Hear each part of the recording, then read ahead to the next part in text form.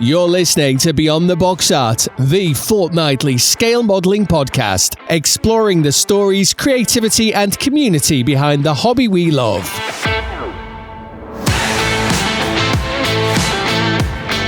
Please welcome your host, Paul Pendleton-Brown, with Mike Baldwin, Dan Brazil, Shane Cowie, Mark Housley and James Nevitt. In this episode, we welcome Mark Postlethwaite, aviation artist, historian and co-founder of WingLeader Publications, exploring the research behind iconic aircraft.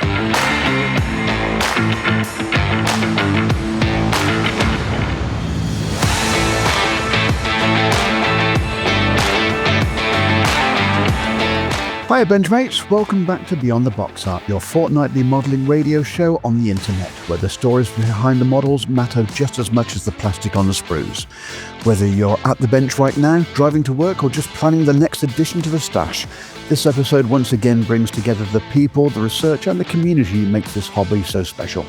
In episode 24 we've got another cracking lineup and something a little bit different.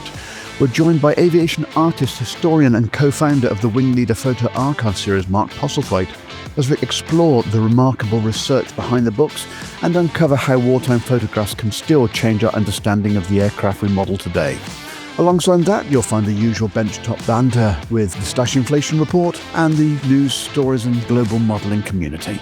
So wherever you're listening, clear a space on the bench, grab a brew and settle in. This is Beyond the Box Art and episode 24 starts now.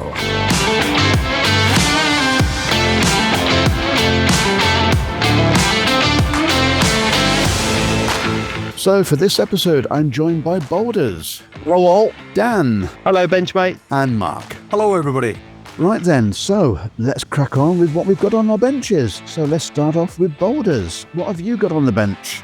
Same as last time, the Imperial Japanese 1/350th Megami. Just waiting on decals. There's no decals in the kit, so that's what I am waiting on. And obviously that possibly will be completed once I am back off my jollies in a few weeks' time. Typical. So there we are, sweating away, and you're actually going on your hollybobs. That's why there's a bucket and spade on the bench as well. Yep. Or is that to clear a buffer of the last build? No, I've cleaned up from the last build, so it's just at the back there waiting. So it'll be completed, put on a seascape, and there'll be pictures on the Benchmates model group once it's complete. Fantastic. So what have you been spending your cash on? A Hasegawa 1/450th QE2. Okay, that's a little bit out of the normal ballpark, isn't it? Yeah, unusual scale. Obviously, I've got the Queen Mary 2, and just by chance, I seen one pop up on eBay, and I thought, right, okay, let's have that one. So I've been selling kits, so I've sold about 25 now, and I've bought back 3 from eBay, so it's not too bad. It's costing me a fortune in cardboard, though, that's for sure. Oh. But no, it's a lovely ship. Obviously, the Benchmates won't be able to see, but the picture is of the lovely... Yeah. I forgot how beautiful the QE2 actually was. Yeah, she's absolutely stunner. So that's going to be done on Seascape. Done a bit of research and found out that the hull was in 4 different colours. Oh? So she was obviously like a dark grey / black, so like a rubber black. Then she had a white trim line. Then she had red. And then had blue anti-fouling. Blue. That's different. There's a picture of her at sea sailing, and you can see as the wave dips down, you can see a blue line. So when I've done a bit of research, it was the anti-fouling was painted blue. It's not somebody who's done a bit of dodgy colorisation of a black and white photograph, is it? No. Well, the QE2 was brought out in the 60s, so no, this is possibly just post-Falklands, so about 83, 84. And it just shows you sail across the Atlantic, and she's got blue anti-fouling underneath. It's the same with the Queen Mary 2 as well. It's got red for the Cunard, so it's got the Cunard red on the bottom of the hull, just so obviously you can see it above the waterline, but underneath is like a browny red anti-foul. So they're using a paint that's not going to be seen. Why spend a fortune on paint where you're going to have to do it where anti-fouling's done once every 5-6 years, depending. If it was normal colour, it would obviously fade straight away, especially depending on what climate they're in. Salt splashing against it constantly from the water. So yeah, it's going to be nice. It's going to be done. I've managed to get hold of some really, really hard to get hold of 1/450th railings. Okay. Because it's the only thing that lets the kit down is there's no railings in the kit. But she was designed to be an RC boat, which is a bit odd. An RC? So it's got like a battery pack and like a sealed chamber to put the metal rods through for the propellers. But yeah, I'm not doing that. That's all been left out. It's just going to be a static model QE2 on a cityscape and possibly call her Queen of the Atlantic. And what sort of time period are you looking at modelling? To be honest, it's a bit basic. There's not much detail. I might do something with it. It gives you plastic strips to glue behind all the windows. Yeah, it's like, so what I might do is I might use clear resin and just flash them off so it gives me actual glass instead of having plastic strip at the back. Okay. But I'm looking forward to it. Have you thought about doing a Falklands version with a couple of Wessex? See, I have. The story behind it is I actually bought one that got a refund back on because there was parts missing, and the hull is, I didn't realise this, the hull is actually warped because it shrank. So I was going to do it the weekend was to heat it up to try and flatten it, but before I looked, you could see the windows were slightly skew with, so obviously somebody's had a go beforehand. So I'm going to have to re-scratch that bit and build it up with plastic card. So that one I'll possibly do as the Falklands. She's got a different colour funnel as well. So the shroud on the QE2 in the later years was red. At the Falklands, it was white. So it made it blend in. Okay. Was it just the Canberra that was the hospital ship, or was the QE2 a hospital ship as well? QE2 was a troop transport. So she had 3 flight decks made up. There was one on the fort. It was like a scaffolding type heli deck. And then there was 2 on the stern. So where the swimming pools were at the back, they were all covered over. And there's an actual picture of 2 Wessexes from the Royal Navy. Obviously, famous colours, glossy blue with day glow orange. And I think the other one was actually a jungly version. So it was all green. So it's a possibility. The only problem is getting a Wessex in 1/450th.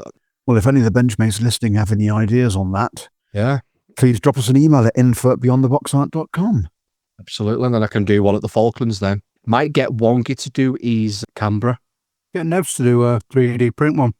The problem with that is Nevs has only got a PLA printer. He's not got a resin. And I don't think you'll be able to get the rotors in fine detail with the filament printer. Have you fired yours up yet? No, not yet. I need to get all the software and everything else, so that's going to cost a couple of quid, so I'll get that after. But it's just the design aspect. I need to go to CAD school and learn all about CAD. That's the thing that is tempting. There is courses. I think Bournemouth University do one. I think that's like an online course where you go through, they teach you how to use CAD, how to do certain things. If I do that, then sky's the limit when it comes to the hobby. If I'm not happy with something and I want to chop it off, I can chop it off and redo something completely different. So it's on my list of things to do. It might be worth seeing if you can get a file already done. What are they called? Is it DTL file or something? I don't know what they call it. STL. STL, is it? Yeah, somebody might, because there's so much out there for us military modelling geeks that, you know, I'm sure you'd find something. Could use 1/350th ones, but they'd just be too small. Yeah. Needs to be the right scale. Okay, so the challenge has been thrown. Let's see if anyone can come up with some STL for 1/450th. Okie dokie. Now, you mentioned the printer, which you got at the show last year over at Samlesbury. Yeah, got it at the kit swap. Isn't the kit swap coming up very shortly? There's the kit swap coming up on the 17th of May. 17th of May, okay. Yeah, at the Canberra Club at Samlesbury. Really, really good. Lots of bargains to be had. I know somebody who's going to have a lot of models there that will have them at a very reasonable price. And come down, come and see us. And The job's yours, Mike. You know the problem, Boulders? Mark's going to look at the models he's got on his table and he's going to be buying them himself, isn't he? no, it doesn't. Actually, he did very well last year. So obviously we took a lot of boxes. Well, once I took the blindfold off, it was all right. Yeah. But I just started selling stuff and it knocked him for 6 a bit. So when he came to, and he was actually like, yeah, you can have that price. And I think he did all right. Once he realised how much he'd sold, I think he saw that it's definitely worth doing again. So it's doing it again this year. Fantastic. Twice the tables this year. So he clears the space in his man cave so he can start modelling and teaching spraying again. And as soon as he's cleared it, he'll buy enough models at Halifax to actually go and fill it back up again. I don't think he will. I think once he realises he's got that space and he's got a table in there, and then we can go down on the weekend, have a cup of tea, chat about history and stuff like that. You nearly said chat then, didn't you? Cheers, Matt. Thanks for that. I was trying to avoid using the duck sound, but you've just now implemented it, so that's not on me. Everyone loves the duck sound. I bet they do. So I think it'll be, especially if he gets a TV on there and plays like, the old usual classics. Battle of Britain, Bridge Too Far, Sink of the Bismarck. Oh, it's all going to be there. Yeah. Oh, dear. There was a film with the Tirpitz in it, wasn't there? There was. He was ex-subs, wasn't he? The commandos in the little canoe things. Oh, I'm sure somebody will put us right on that. Yeah, somebody will put us right. I'm sure there was one with the X-Craft submarines going underneath. Sure, it's a John Mills film.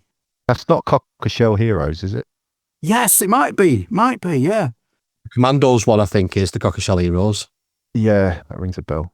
Oh, there's that many good war films. They're all too good to list. That's the issue. Oh, yeah. The Cruel Sea. Has anybody seen The Cruel Sea? Oh, man, what a film. And of its time, it's so good, isn't it? It really is. Is that the one with the compass rose? That's it. Yeah. What's for dinner? Snorkel. I love that film. Yeah, it's awesome. Anyway, sorry, yeah. Slight digression there. Okay, so we've started with Mark. What have you got on the bench at the moment then? Same old thing, the little boats. I'm hoping these will be done this week. Looking okay. I don't know if you can make them out, actually. It's a figurehead from the Surprise in 1/64th. And I've got two. I've got another one to do yet, which is going to be painted in like proper colours, skin colour, clothes colour and all that. Whereas the one from the movie, it's like she's done in a verdigris finish at the end. So that's why that's looking like that. And that's pretty much it on the bench, really. Okay, so what have you emptied the shop at Halifax with? I didn't go over the weekend, but I did pick up one of these. Oh, the Henschel. Yeah, 1/32 scale. It's the ICM one, isn't it? It is. Yep. Very nice it is too. It looks lovely on the sprues. Got a couple of books. Old eBay hit the auction site. Oh, the Shipcraft books. They're brilliant, they are. Yeah. Oh, they are really good. What I like about them is they've got a really good section on the models that are available. Unfortunately, probably a lot of them are old hat because it's models that were available as and when they were written. And some of them have been around a while. It gives you an idea what's good and what's bad, that kind of thing. What else have I bought? Oh, I got a old Hasegawa HMS Vanguard, which I was warned about from Mike after I told him I'd purchased it, and he was quite right. It is a little basic, to say the least. A little bit rudimentary, but it'll build okay. I'm sure there's somewhere there'll be additions you can put. It's just an odd scale, 1/450. I was going to ask you, where did you get them railings from? Were they an easy? They weren't easy. Luckily enough, I actually found them and they were being sold by a charity shop. I think it was £8 free post. Where was that, Mike? Was it in Cornwall by any chance? In Plymouth? It could possibly well be. It was the multiple sclerosis. Yes, that's the same one. So I bought their HMS Hood Airfix, and it comes with full etch and decks, which you're just not going to find in that scale. And I've got the Suffolk, comes with decks and etch. And they were for nothing. They were like, I think the Hood was £15. Suffolk was similar. Yeah, really good. And I have scrolled through and seen some of the etch on there, and I might have another look at. But yeah, that's been my purchases this week. Okay, and before any of our benchmates get their pens out and start writing down, yes, some of us do know that Plymouth is actually in Devon and not in Cornwall. Yeah, and I won't mind. I've been there many, many times as well. Been drinking too much of that Plymouth gin, mate. Oh, dear. He's been on the scones for the jam and cream. That gin didn't last long, Dan. Dan, what have you got on the bench? I've been saying it for a few episodes now that I've nearly finished the Ploesti Airfix 1/72 scale Liberator D. It literally is there. I put the propellers on yesterday and I really took my time and did loads of tiny little detail scratching on the propellers, and I used the ammo lock and load. There's a silver in there, And it's great. And I didn't realise the ammo lock and load has a sharpener in the end. So you can really sharpen the pencil and get the tiniest little detail scratches. Much better than using an actual lead pencil, I found, because you can tap it and get real scale scratches, especially in 1/72 scale. So yeah, it is done. The last thing I've got to do is just put the antenna wires on using some Easy Line or InfiniWire or whatever it is I bought at Telford. I bought a few different rolls of it, thicknesses for different scales. That's there. And I have also been making my own base for it, my own display base out of MDF and door architrave, believe it or not. I got the idea from work. There was the carpenter was there and he was using this ball nose architrave, and it actually allows you to make a really nice display base for cheap rather than keep buying these things. So yeah, that's going to be in probably my entry into our first club competition for the year. I've got a really nice replica Liberator data plate that would be in the aircraft. It's got the model number on it and stuff like that. It's beautiful, and it's got the crest of the company on it. And I've got a 9th Air Force patch. It's not an original one because it'd be worth a fortune. It's a replica one that's going to go on the base as well, because I couldn't find a 9th Air Force like enamel badge. I usually like to use a nice enamel badge, but I couldn't find one. So I'm going to go with the patch and the data plate and then have the aircraft on an angle on the base. It's probably an A3 size base, which fits the 72nd, and it doesn't overhang, because I've found that if the aircraft overhangs the base, it's quite easy for it to get knocked and stuff, especially when you're moving it around at shows. Yeah, so that's nearly there. Once this is done, I'll have a proper clear down as I usually do, and then I'm going to get back on my 148 B17, which it's been sitting in primer in the top of my display cabinet, keeping the dust off of it for ages. So I'm desperate to get back onto that. Yeah, and also on my bench is a trophy, because we went to the Peterborough show and I put my little Tamiya 148 Stuart tank out, went for a mooch around, come back in the afternoon, and there was a piece of paper on it saying, "Congratulations, you've won a prize." And I didn't realise that there was actually a competition. It was an open format competition, which is nice. And I didn't actually know that I'd come first. So I won best 48 and under armour. So I was absolutely chuffed to bits with that, because that's one of my favourite kits that I built last year. Congratulations. Well done. Yeah, so continuing with the 148 collection of my favourite Tamiya Black Box series, I picked up the German motorcycle and sidecar, which is one of the cheapest ones they do, and the British Tank Destroyer M10 Achilles boxing of it, which is really nice as well. Ooh. Yeah. So this was second hand, and whoever I didn't realise until I got home and had a look through the box, someone had obviously bought the hauler grills for it, the little photo etch grills. Bonus. Yeah, so they were sitting in the bottom of the box. It's always a nice surprise, that, isn't it, when you get it home and have a look through it and you go, "Oh my God, look what's in there." Yeah, a little bonus in there. So honestly, I know I bang on about these kits all the time, but I'm getting a healthy stack of them, and ended up having a chat with some geezer called Moz, who was walking round. From Airfix and Chill. Yeah, he was on the way back from, I believe, one of his diecast fanatic friends unfortunately passed away, and I was really surprised to see him there. I said, "What are you doing here?" And it's a long way up from Devon, where he's from, and we ended up having a chat, and we ended up talking about these 148s, because Moz is now started buying them, and yeah, maybe we've sparked something there. Oh dear. I love it. They're great scale. They really are, because I think sometimes in 135th, I mean, if you're going to get a Tiger or a King Tiger or something in 135th, they're massive. They're a big tank, and not everybody's got room for them. And the 150th scale, the gaming style ones, they're a little bit too small. Personally, for me, I think the 72nd ones they're just not for me. They're far too small. So I keep calling it the Goldilocks scale, and I really like these. I think the Tamiya do the best ones. Although, who is it that do the others? It's not Dragon. It's Hobby Boss do 48.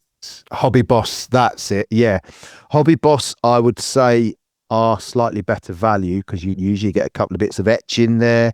Don't they do an interior on some of them as well? Yeah, you do, Mark. Yeah. So Hobby Boss for your money are usually a bit better. Hobby Boss cover a lot of the Russian KV series as well. I was going to say I've got a couple of T-34s and I'm sure one of them's got an interior.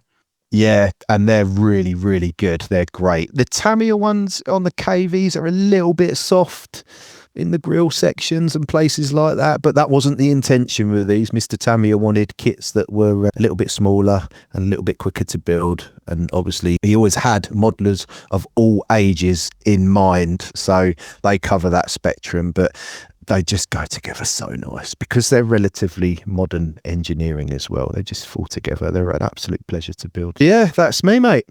Okay, hasn't Rob Riv just done a 148th Matilda? I know we've done the Leopard. Do you know what? The modern ones just don't float my boat.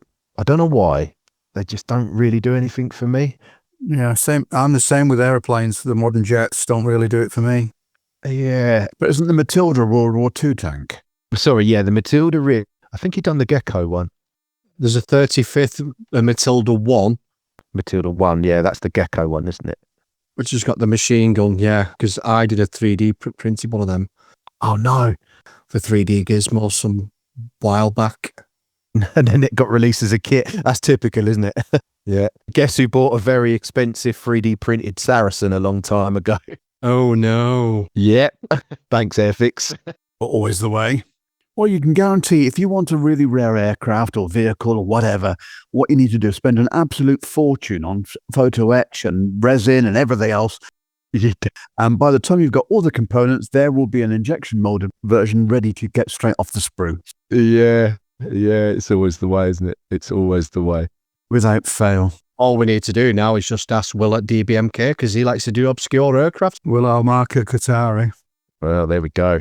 Speaking of which, in case you didn't get it at the start of the last episode of DBMK, the 16th of April is the release date for the Sea Fury. Yeah, that's going to be cool. And Will and Hiya from DBMK are making a special episode with us, which will drop on the 16th of April at 11 a.m. to talk about the launch of the Sea Fury kit finally and something that's coming up soon. We're dispatching a member down there, are we, of the podcast? Shane's going. Ah, Shane's going. And with that, I'm going to do something I don't do very often. I'm going to talk about what's on my bench. Because nobody normally asks me, and then yet again I've had to do it myself, but hey-ho. I always think to, but then you jump to the next thing. You could probably do that without us being there, really, couldn't you? Because you tend to just let us ramble on, and you can just ramble on. Yes, I know, but I can ramble on, but then you can't actually answer back because you won't be there. Bit of a clue. Anyway, carry on. What have you got on your bench? I know what you've got on your bench. I bet it's something to do with the... Oh, God, it's amateur hour. Yes, it's the Muteru Cup entry. It is nearly complete, which has to be done by March anyway, so just as good, really. That's come around quick, isn't it? Blimey. You are not kidding. And I am with Mr. Goldfinch on this totally. It is an absolute mojo sapper, this kit. Oh, man. It's a lovely model. It just does absolutely nothing for me as a subject. Yeah, that's understandable. But with the aid of Scott from SMS, who's given me a few pointers and tips, is going into the paint barn using some of their colour shift paints from the SMS range. And I hasten to add, I've bought these. I've not had any freebies. Anyone wants to send us freebies for review, etc., you're more than welcome. But yes, this has come out of my own pocket as per usual, and it is a beautiful paint finish. The colour shift is just so effective. Okay, so talk us through the layers for that. So you're primed. The kit is obviously in its kit plastic. Yeah, of which it's a really weird plastic that Airshima have actually used. I don't know if it's standard for it. It seems to be more than one type of plastic that's in the box. Was it like an ABS?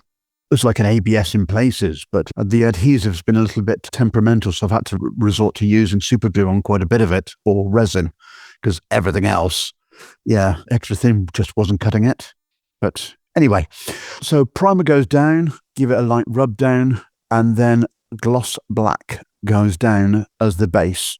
Okay. And then thin layers of the SMS colour shift over the top of that, and you basically build it up. And the one thing I need to finish at the weekend is a layer of varnish or top coat or whatever you want to call it these days. Clear coat, yes. When did it stop being varnish and become clear coat? It's an automotive term, clear coat, isn't it? The interior is just about finished. Seat belts, everything else is done. I've actually been modding it quite a bit, but I won't be saying anything about that until it's actually released in the competition photographs. And the effect, as per the brief, is a paint effect for the underneath of the car and not an electronic one. Sorry, just to roll back to that paint. So between them coats, does it dry as quick as the normal lacquers do when you're spraying them? Oh dear. Yeah, because they're like almost, you can pretty much pick it up within seconds after you've painted it, can't you? Yes. Right, okay. I just wondered if, because it's a different type of paint, but it's not. They do dry quick and are handleable. So, yeah. Yeah, very much so. But I'm giving it a rub down using the Albion Alloys sanding spray. Okay. So the sort of the 3,200, the 4,000 and the 8,000 grit. I'll say grit. It feels like paper. Yeah, you wouldn't think there was anything on it, would you? It's that smooth in a way.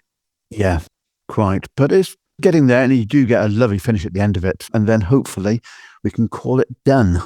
Yeah. What was last year's? Last year's was the submarines, mini subs, I think. And the year before that was the armoured truck. What was it? Was it truck? Well, thanks to IPMS Hamilton for organising the Mooseroo Cup. It has been an interesting experience, and we need to work out who's going to be doing the next one. Don't look at me if it's a car. Well, that's the point. You don't know until you open the box. I think we might have to draw short straws for that one. Is it a different podcast that decides what's happening every year? Or No, IPMS Hamilton, they decide it. Okay. Down to them. And it was all because Dave Goldfinch doesn't like cars that we've all been subjected to having to build a car. So my suggestion to all the other hosts is to say that what you really hate at the moment is the subject that you actually really love, and they'll get forward into actually giving you what you need. I hate ships. Absolutely detest ships. I can't stand great big American 4-engine bombers. Well, I was going to say 1/16th scale stuff from Andy's Hobby headquarters, but that's pushing the boat a little bit too far, I think. But that's what I've been working on. And once that's out of the way, I've got a whole raft of stuff, which is primarily 1/32nd Spitz. I'm going to be hopefully cracking on with. Yes. It's very much in vogue, isn't it, at the moment, 32nd scale? The change in job necessitated a slight delay in everything. And obviously, I don't know what the audio is going to sound like when we've actually finished this recording, but for the benefits of our benchmates listening in, I'm actually sat in the control tower at Aberporth Airfield in West Wales, because where I'm actually working now out here, the internet is not great, to put it mildly, and it's even worse at the hotel that I've been staying at. So to make it work, I'm actually sat in work, after work, and recording. There's an aeroplane waiting for you to clear the runway to let him to take off. He's been waiting for half an hour. A miracle, we haven't got any runway lights here. All right. That's got a couple of candles.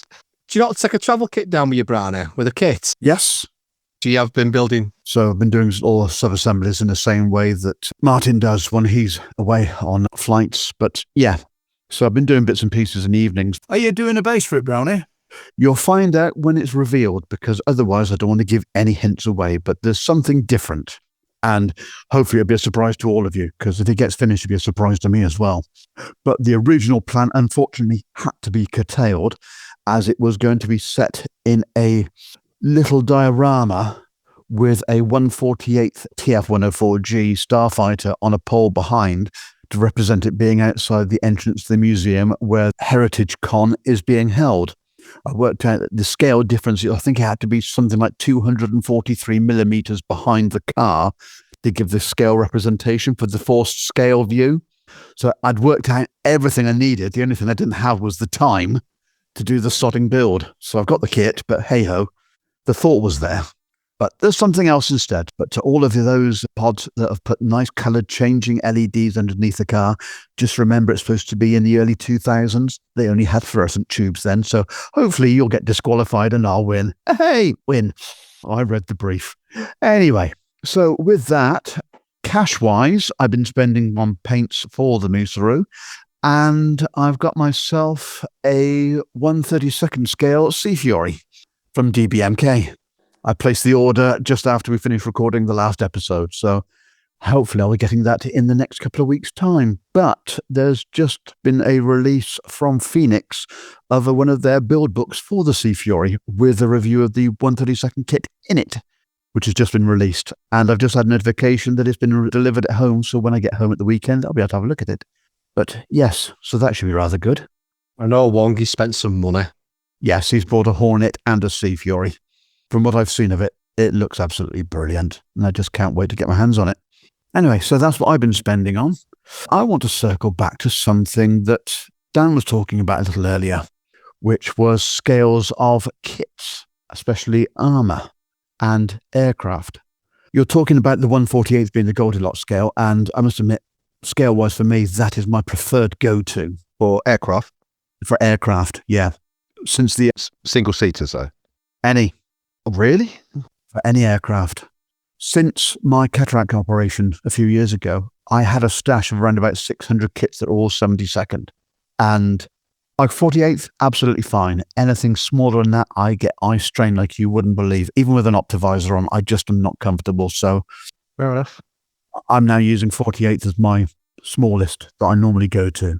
Depends on what subject it is, though, Brownie, because if, say, for instance, you were building a 72nd XB70 Valkyrie or a 1 to 72nd B36 Peacemaker, it's not that bad. Yeah. I get you, the 72nd Spit, Mustang, 109, Focke-Wulf 190. Yeah. For me, they are too small, but I just think it depends on the subject. Now, the B24 is a pretty notable size, so's the Lank. Yep. For me, it's the cockpit. It's advanced modelers syndrome when you look at the cockpit of a 72nd scale bomber and you're thinking, I need to do something, and it just stresses you out. And Exactly. it's a horrible thing, advanced modeler syndrome. What I wouldn't want to do is basically do a very short bodge job of a cockpit and then spend hundreds of hours doing the outside of an XB70. So it looks absolutely superb, because when you look in there, A, you know that the cockpit's not done. You know the wheel wells aren't as good as they could be. And I just want to concentrate. So my primary scale for everything is 48th. The thing is, though, if you build the 72nd scale Vulcan, the windows are so small on that in 72nd scale, you can't see anything because what colour is it inside? Black. But it won't match the rest of the collection, you see now. So if it's not available in 48th, I'm not interested. It actually is, because Trumpeter are releasing a 48 scale Avro Vulcan and it comes out in 2027. But there were no Vulcans on the airfields that I've worked at, so I'm safe because I don't need one. Yeah. Fair enough. I always found that advanced modeler syndrome always crept in for me when I was doing bigger stuff, because there was more room to do stuff and you had to make it look a little more real, paint-wise. Yeah. And so I used to really struggle with the smaller stuff. There's only so much you can do. I mean, don't get me wrong, there are some amazing modelers out there that can cram all kinds of stuff in there, but that's just not me. So I was quite happy to just do what I could see. And, well, 9 times out of 10, I used to shut the canopy anyway. I won't show it off if I've not done loads in there, for one. And you're right, 72nd scale, really a point on a Spitfire, or something like that. I mean, that's just like a little black bit again, isn't it, really? I will say, armour-wise, I think I'm trying to work it out, because most people would have started out armour at 135th. If you build 135th armour and you build 172nd scale aircraft, then you would probably jump, if you've got some issues eyesight-wise, then your jump would probably be, well, I'll stick with 135th armour if I've got place to display my builds, if I display them. If not, they just go in boxes and whatever and come out for shows. But so I'll stick with 135th, but I'll go up a scale in my aircraft, which is probably what I would do. But then I've jumped down to 148 in my armour because I love the scale. But I do like 72nd scale bombers. I don't like 72nd scale single seaters. I prefer 48, and I've now got a little collection of 32nd Tamiya single seaters. So you've got to jump it around, haven't you? I'm looking at my Yamato box here as well, thinking I like the idea of that being in the scale that it is. Would I? Yeah, I would jump down and build a 1/700 scale. I'm just going through scales here in my head. Would I go bigger than a 1/350th? No, absolutely not, because it's nearly a metre long in 3/50th. It's over a metre long. It's close to 2 meters from the length of it. Yeah, it's just ridiculous. So, like you say, if it's armour, if it's aircraft, the only other one is cars. So you're probably 1/24th, 1/25th. There's 1/12th, 1/16th. You've got your 1/16th, you've got your 1/12th, and then there are some 1/32nd bits, some of the air-fixed little Aston Martins a bit.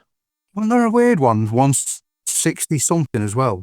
1/64th, 1/43rd, 1/20th, which was Tamiya with their F1 cars. And then you had 1/16th, which was like Revell's Volkswagen Bug. And then out of nowhere, they did 1/8th, which was like the Jaguar E-Type, or for people in America, it's the XKE. Yeah. They did the Gullwing, they did the Porsche 356, the Pontiac Trans Am, in 1/8 scale. So it's like Action Man size. Yeah. Yeah.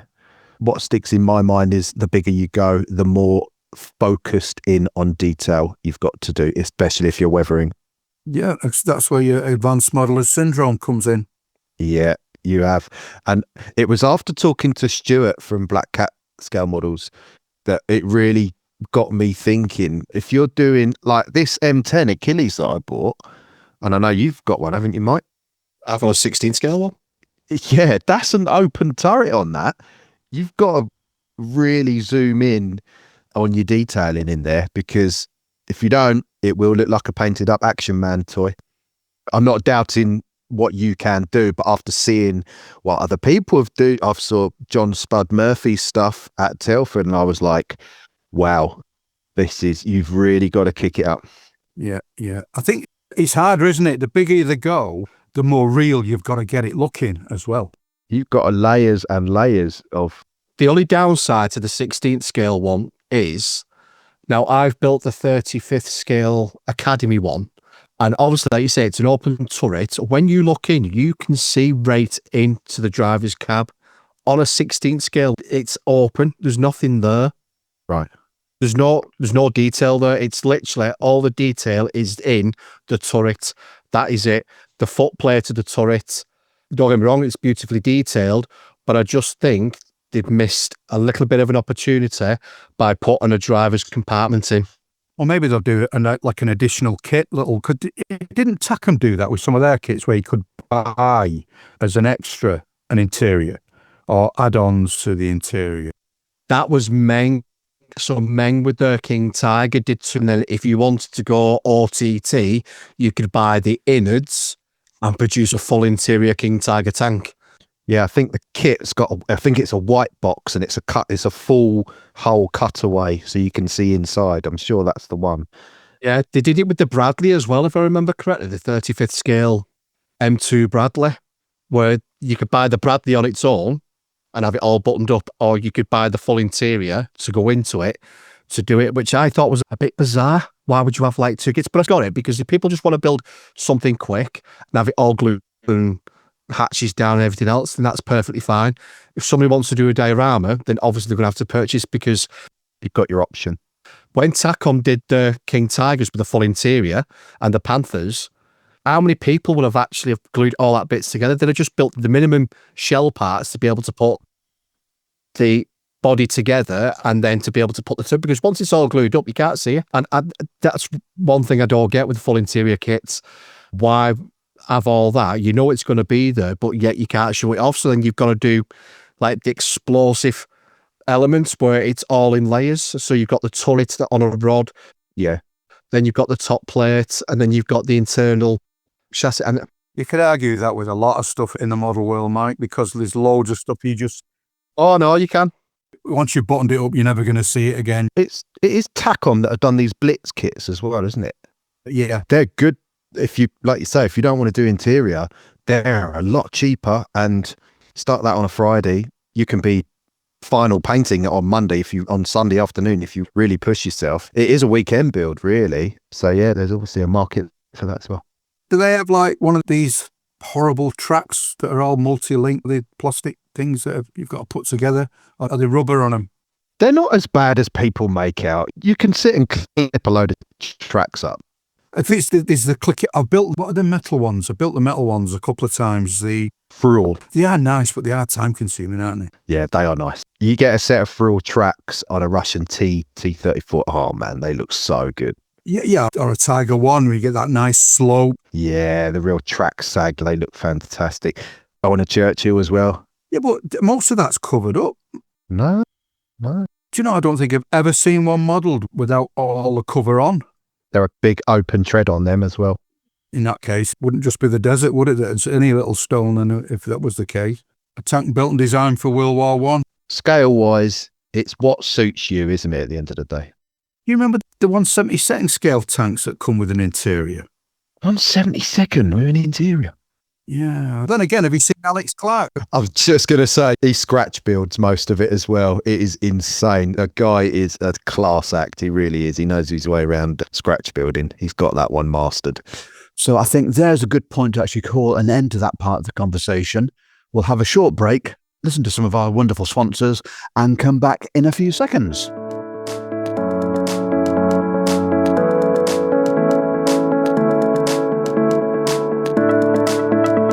Beyond the Box Art is brought to you by Ammo by Mig Jimenez, Fishcom Model Company, Guideline Publications, Phase Hanger Resin Accessories, and the Scale Modelers Supply.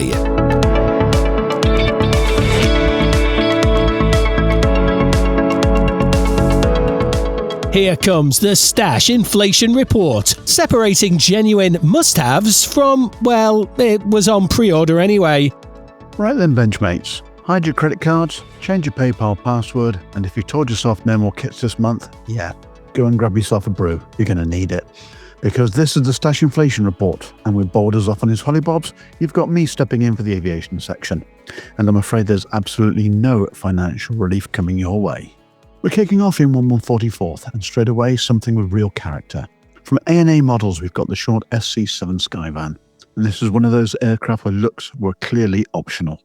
This thing is basically a flying box. Flat sides, square rear loading ramp, and it's been called the Flying Shed. And honestly, that's generous. From the modelling point of view, that's exactly why we love it. The kit itself is nice and tidy. 78 parts, 2 liveries, masks are included, and colour instructions. So a very buildable package. But let's be honest, you're buying this because it's a Skyvan. And the uglier it is, the better it looks on the shelf. Staying on 144th, we're moving into something a bit more refined. Nikon Models are releasing a new tool range of the de Havilland Heron and Sea Heron. Now this is where it gets interesting from a kit perspective. This is their first fully 3D designed tooling range. So you're getting modern CAD-driven design, multiple boxings, and civilian and military options. And this opens the door nicely into a bit of stash creep, because this is very much a 1 leads to 3 situation. Different operators, different schemes, and this one is one of those releases that quietly turns into a collection before you realise what's happened. And then something completely different. From Armory Models, we're getting the Bell X1 Glamorous Glennis. Now, what makes this stand out isn't just the subject, it's what they've done with it in the scale. Because in 1144th, you expect something quite simple, but not here. You're getting a 3D printed cockpit, option to open the hatch, and fine detail that accurately rewards a close inspection. So instead of just a tiny orange aircraft, you're building something with real presence, even in this scale. And it's one of those kits that works equally well as a standalone piece or paired with a mothership for a proper display. And underneath the B-29 would look really good. So now, moving up to 172nd scale, we've got something a bit different from Special Hobby, the TP40N. Now this is interesting not just as a subject, but as a modelling proposition. Because this isn't just a standard frontline fighter build, this is the trainer variant. And what that gives you is something a bit more unusual on the shelf.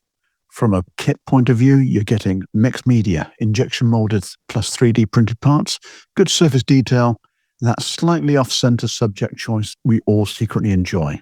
It's one of those builds that stands out, not because it's flashy, but because it's different. So, no 148th, and things are a bit more serious. From Models Fit, we're getting the Martin AM1 Mauler.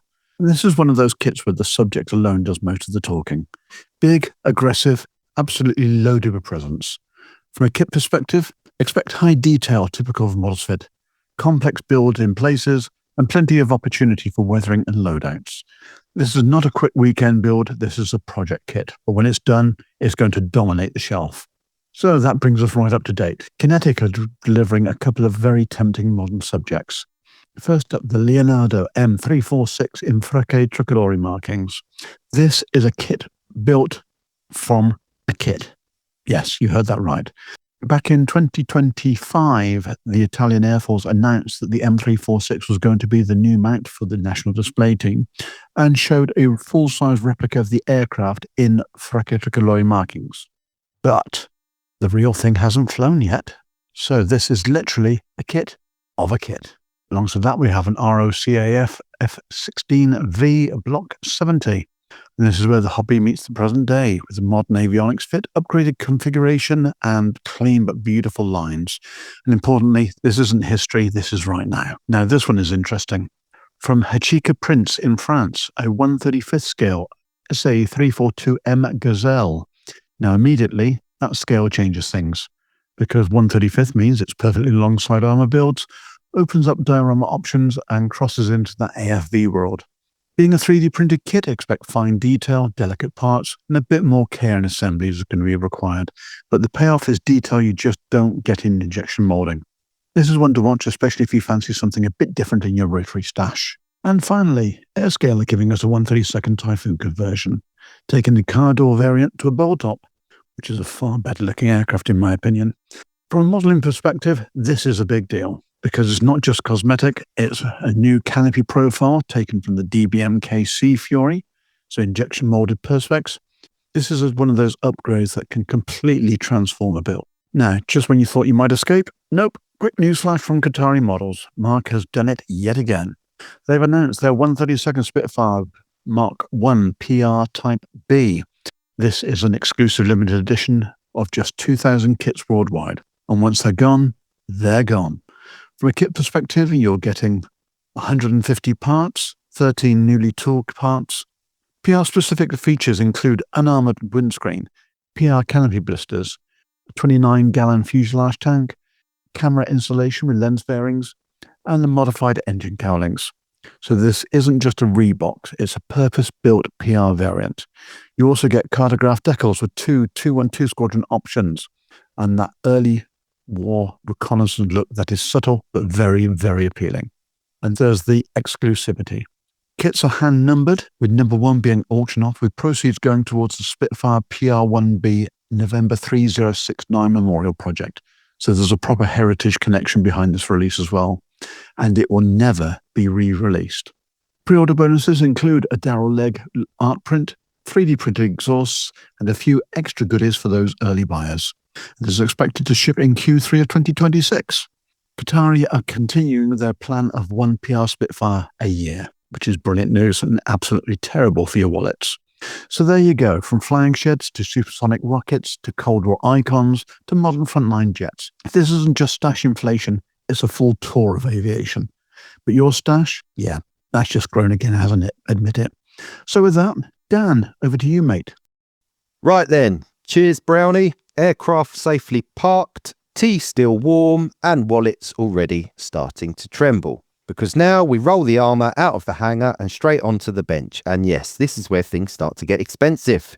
First up, something a little bit different and actually rather useful from AFV Modeler. They've released a 1/35th M10 Achilles driver's compartment set designed specifically for the Tamiya kits. And if you've ever built one of those, you'll know that the front hole is a bit of a void. Well, AFV Modeler, what they've done here is scale down their larger 1/16th offering into something far more accessible and crucially far more buildable. You're getting all the key internals, gearbox, final drive housing, driver's floor, instrument panel, even the seats, all 3D printed and simplified where possible to make assembly a bit less of a headache. This is one of those upgrades that doesn't scream for attention on the box art, but once you know it's there, you can't unsee the absence without it. Perfect for anyone wanting to lift a classic Tamiya kit into something far more modern in terms of detail. Next up, something with a bit more personality and a proper bit of British wartime charm for mini art. This is their 135th Dingo Mark III scout car with crew, and honestly this ticks a lot of boxes, possibly something I might break my 135th hiatus to buy. The real Dingo was a tiny two-man reconnaissance vehicle, fast, low and surprisingly well armoured for its size, designed for sneaking about rather than slugging it out, and served right across North Africa, Italy and Northwest Europe. Think eyes and ears of the army rather than fists. The Mark III variant brought in improvements like a waterproof ignition system, handy when the British weather or European rivers got involved, while keeping that brilliant pre-selector gearbox that gave it 5 speeds forward and reverse. Yes, reverse. Imagine that in a car park. Now, Mini Art's take on it is exactly what you'd expect. Highly detailed, plenty of sharp exterior features, photo etch included, clear parts, stowage, and 4 marking options straight out of the box. But the real win here is the crew figures. Properly sculpted, winter gear, full of character. This is a diorama waiting to happen straight out of the sprues. Due for release in about a month, so consider this your official warning. Now, if your reconnaissance tastes lean towards the Desert Raiders, I know mine do, Thunder model have got you covered. Coming in April is the 135th LRDG F8 pilot car, and this is a classic long-range desert group stuff. We're talking heavily modified vehicles designed for deep desert operations, long-range patrols, navigation across nothing but sand and stars, and operating miles behind enemy lines. The kit itself looks nicely packed. 5 sprues, around 300 parts, plus clear parts, photo etch, and even some 3D printed components. You've also got 5 decal options, which usually means plenty of scope for weathering and individuality. And let's be honest, LRDG builds are basically a license to go wild with dust, stowage, and storytelling. And if you like your armour with a bit of SAS style attitude, this one is definitely calling your name. And finally, something a little bit special and very much one for the collectors from Black Snake Model, fast becoming one of my favourite companies.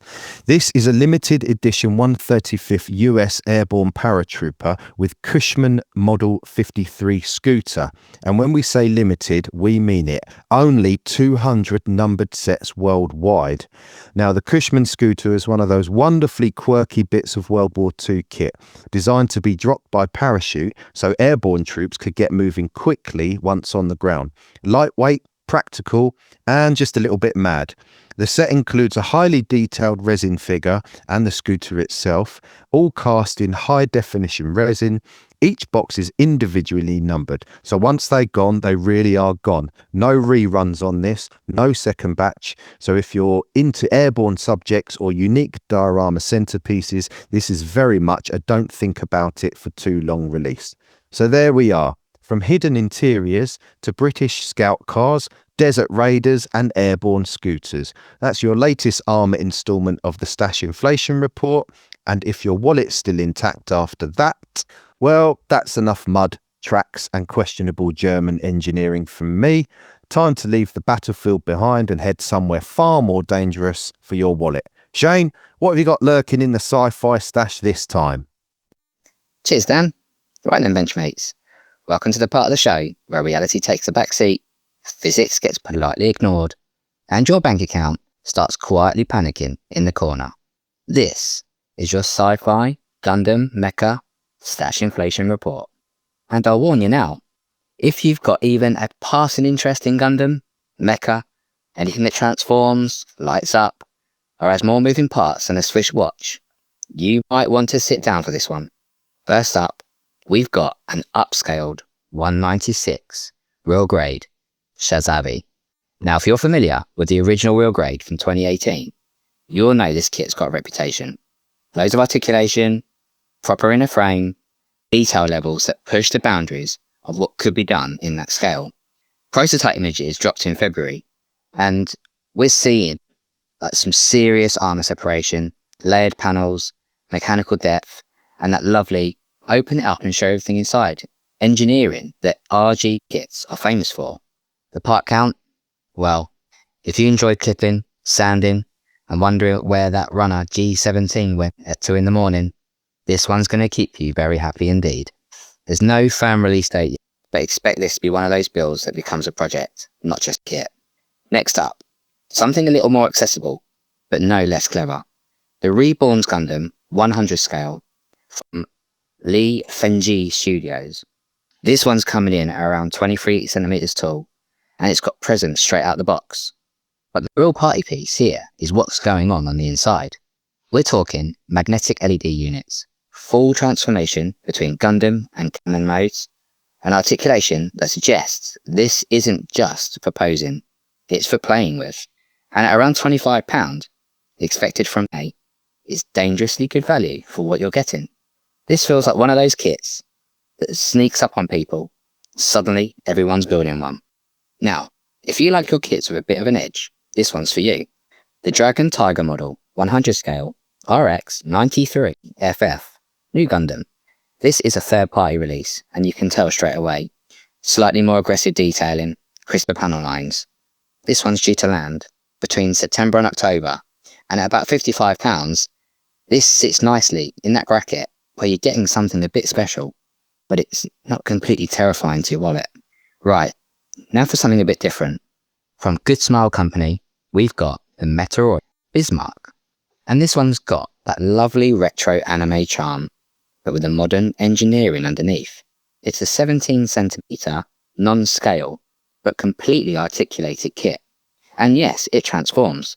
Straight from ship mode, complete with landing gear, into full-on robot form. Now, knowing Meteoroid kits, that transformation would just be complicated enough to be satisfying, but not so complicated that you need a degree in engineering to get it back together again. This one's expected around August, and priced at around £65, depending on your retailer. Now, something a bit smaller, but still very, very tempting. The Bandai MS Mechanical Master DX Unicorn Gundam 02 Banshee. This is more of a display piece. About 13 centimeters tall, but the level of finish here is where it shines. You've got gold-coated armor, that iconic clear orange psycho frame, and crucially, LED compatibility to really bring it to life. It comes in 3 main components: Unicorn mode armor, Destroy mode armor, and the internal frame with lighting unit. So there's a bit of modularity in how you display it, and at around 800 yen, expected late August. And finally, something that feels like it's come straight out of the premium collector's cabinet, the Zero World 100 scale Dark Wave. Now this one's bringing everything to the table. You've got a die-cast inner frame, always a good sign, plus a full suite of weapons, beam rifle, pistols, Gatling gun, even storage boxes that double up as cannons. Throw in maintenance crew figures, multiple hands, and a display base, and suddenly, this isn't just a kit, it's a full scene. Now this one's expected in April, and it's approximately £40, and it looks incredible value for the sheer amount of plastic and metal in the box. So there you go, Benchmates. From towering Shazabis to LED lit busts and transforming retro robots. Sci-fi is not just alive, it's absolutely thriving right now. And if your stash wasn't already under pressure, well, I can only apologise. Right, I must have cleared some shelf space and pretend I don't already have enough unbuilt kits. Nev, I believe you're still loitering around the dock gates. What's coming in on the tide?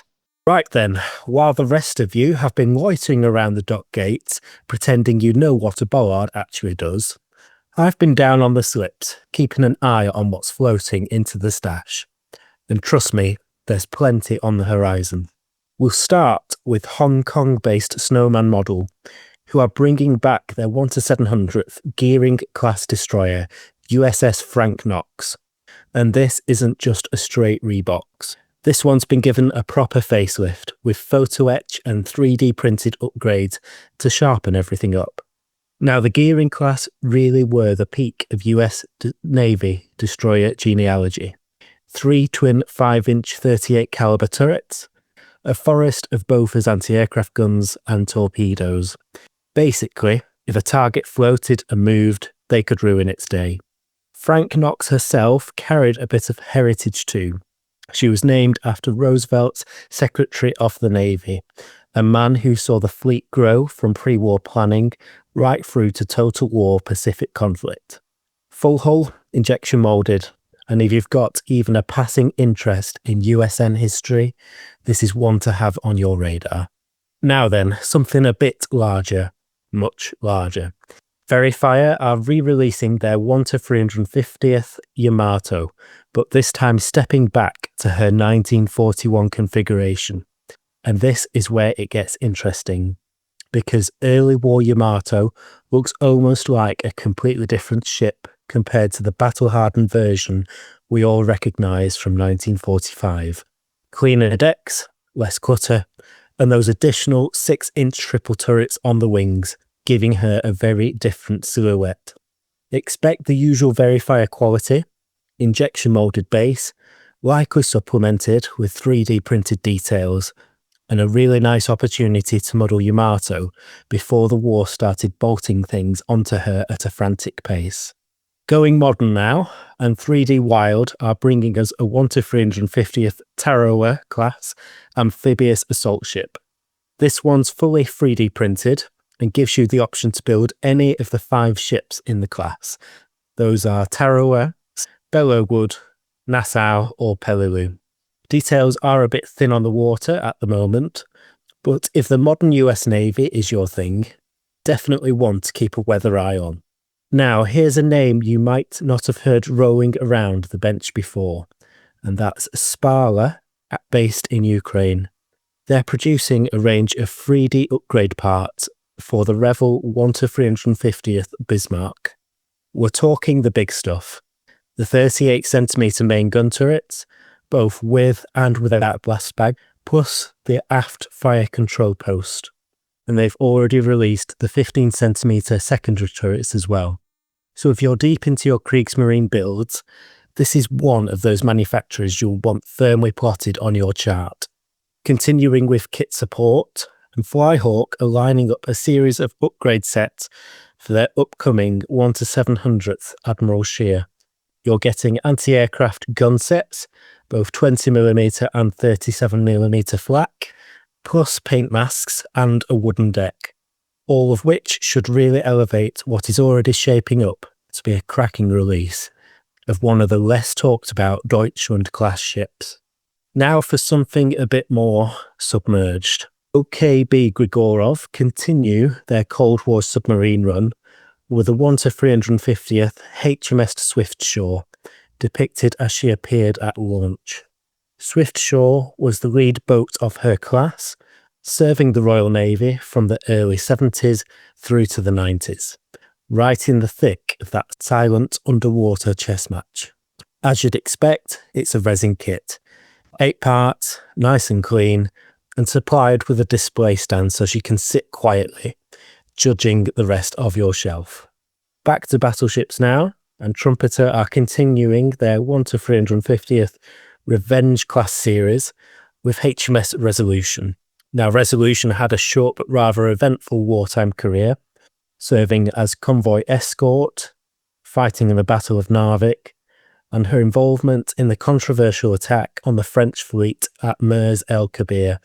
So plenty of historical angles to work with there, and this boxing should include the parts needed to represent her accurately within the class. Triumph model are at it again with their early war Royal Navy aircraft carriers, with the 1-700th scale HMS Courageous, an interwar conversion of one of Jackie Fisher's Baltic Project battlecruisers. Courageous was a half-sister to the Furious and Glorious, and in my view, the most tragic of the trio, having been sunk by a U-boat in September 1939 before she could unleash her full. I would argue these were powerful early war fleet aircraft carriers with a top speed of 30 knots, modern island superstructures, and an aircraft complement in the case of Glorious and Courageous of 48 aircraft. Triumph model have already released the Glorious and Furious, so we can expect a fairly decent kit with a hanger deck screaming for high detail potential. Hot on the heels of recent releases like Vanguard, this is definitely one to watch. And finally, something for the detail lovers and diorama builders. Starling models have a couple of releases inbound. First up, in 1 to 350, the Royal Navy Monitor HMS M33. This will be a full hull 3D printed resin kit, available in 2 versions, her original appearance and a rather eye-catching dazzle camouflage scheme, and then dropping down to 1 to 700th, a harbour tug set covering the 1930s through to the 1960s. 3 waterline tugs, photo etch included, and at around £17, a tiny but very effective way to bring a harbour scene to life. It's microscopic but mighty. So there you go, from Cold War submarines to the largest battleship ever put to sea, and definitely everything in between. The docks are getting busy, and your wallet should be nervous. Right then, Benchmates, that's your lot. The docks are full, the warehouse is overflowing, and your wallet's just issued a distress signal. New kits are coming in thick and fast, and not a single one is asking for permission.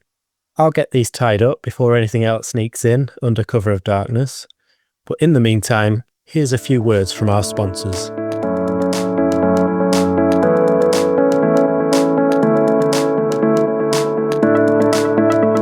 Fishcop Models, elevating scale modeling to an art form. Experience highly detailed 3D printed upgrade parts that bring true authenticity to your builds.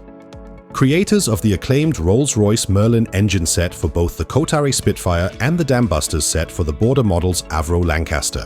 For bespoke design and printing, our service is as precise as it is personal, all at a reasonable price. Please take a look at our products on www.fishcopcompany.de. Shipping is available for all of our products worldwide.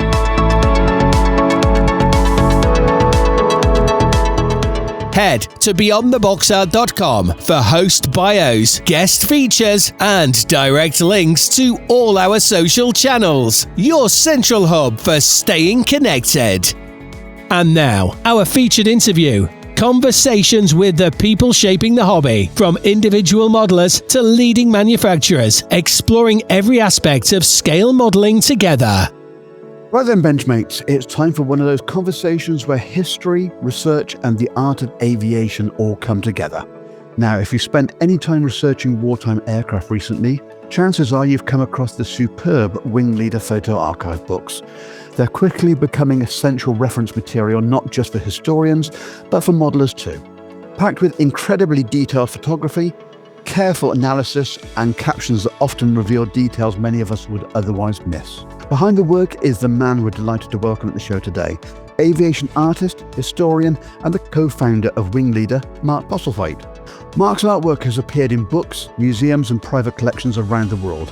And through WingLeader, he's helped create one of the most respected modern aviation reference series, bringing together unseen wartime photographs and meticulous research together in a way that's hugely valuable for anyone trying to understand how these aircraft actually looked and operated.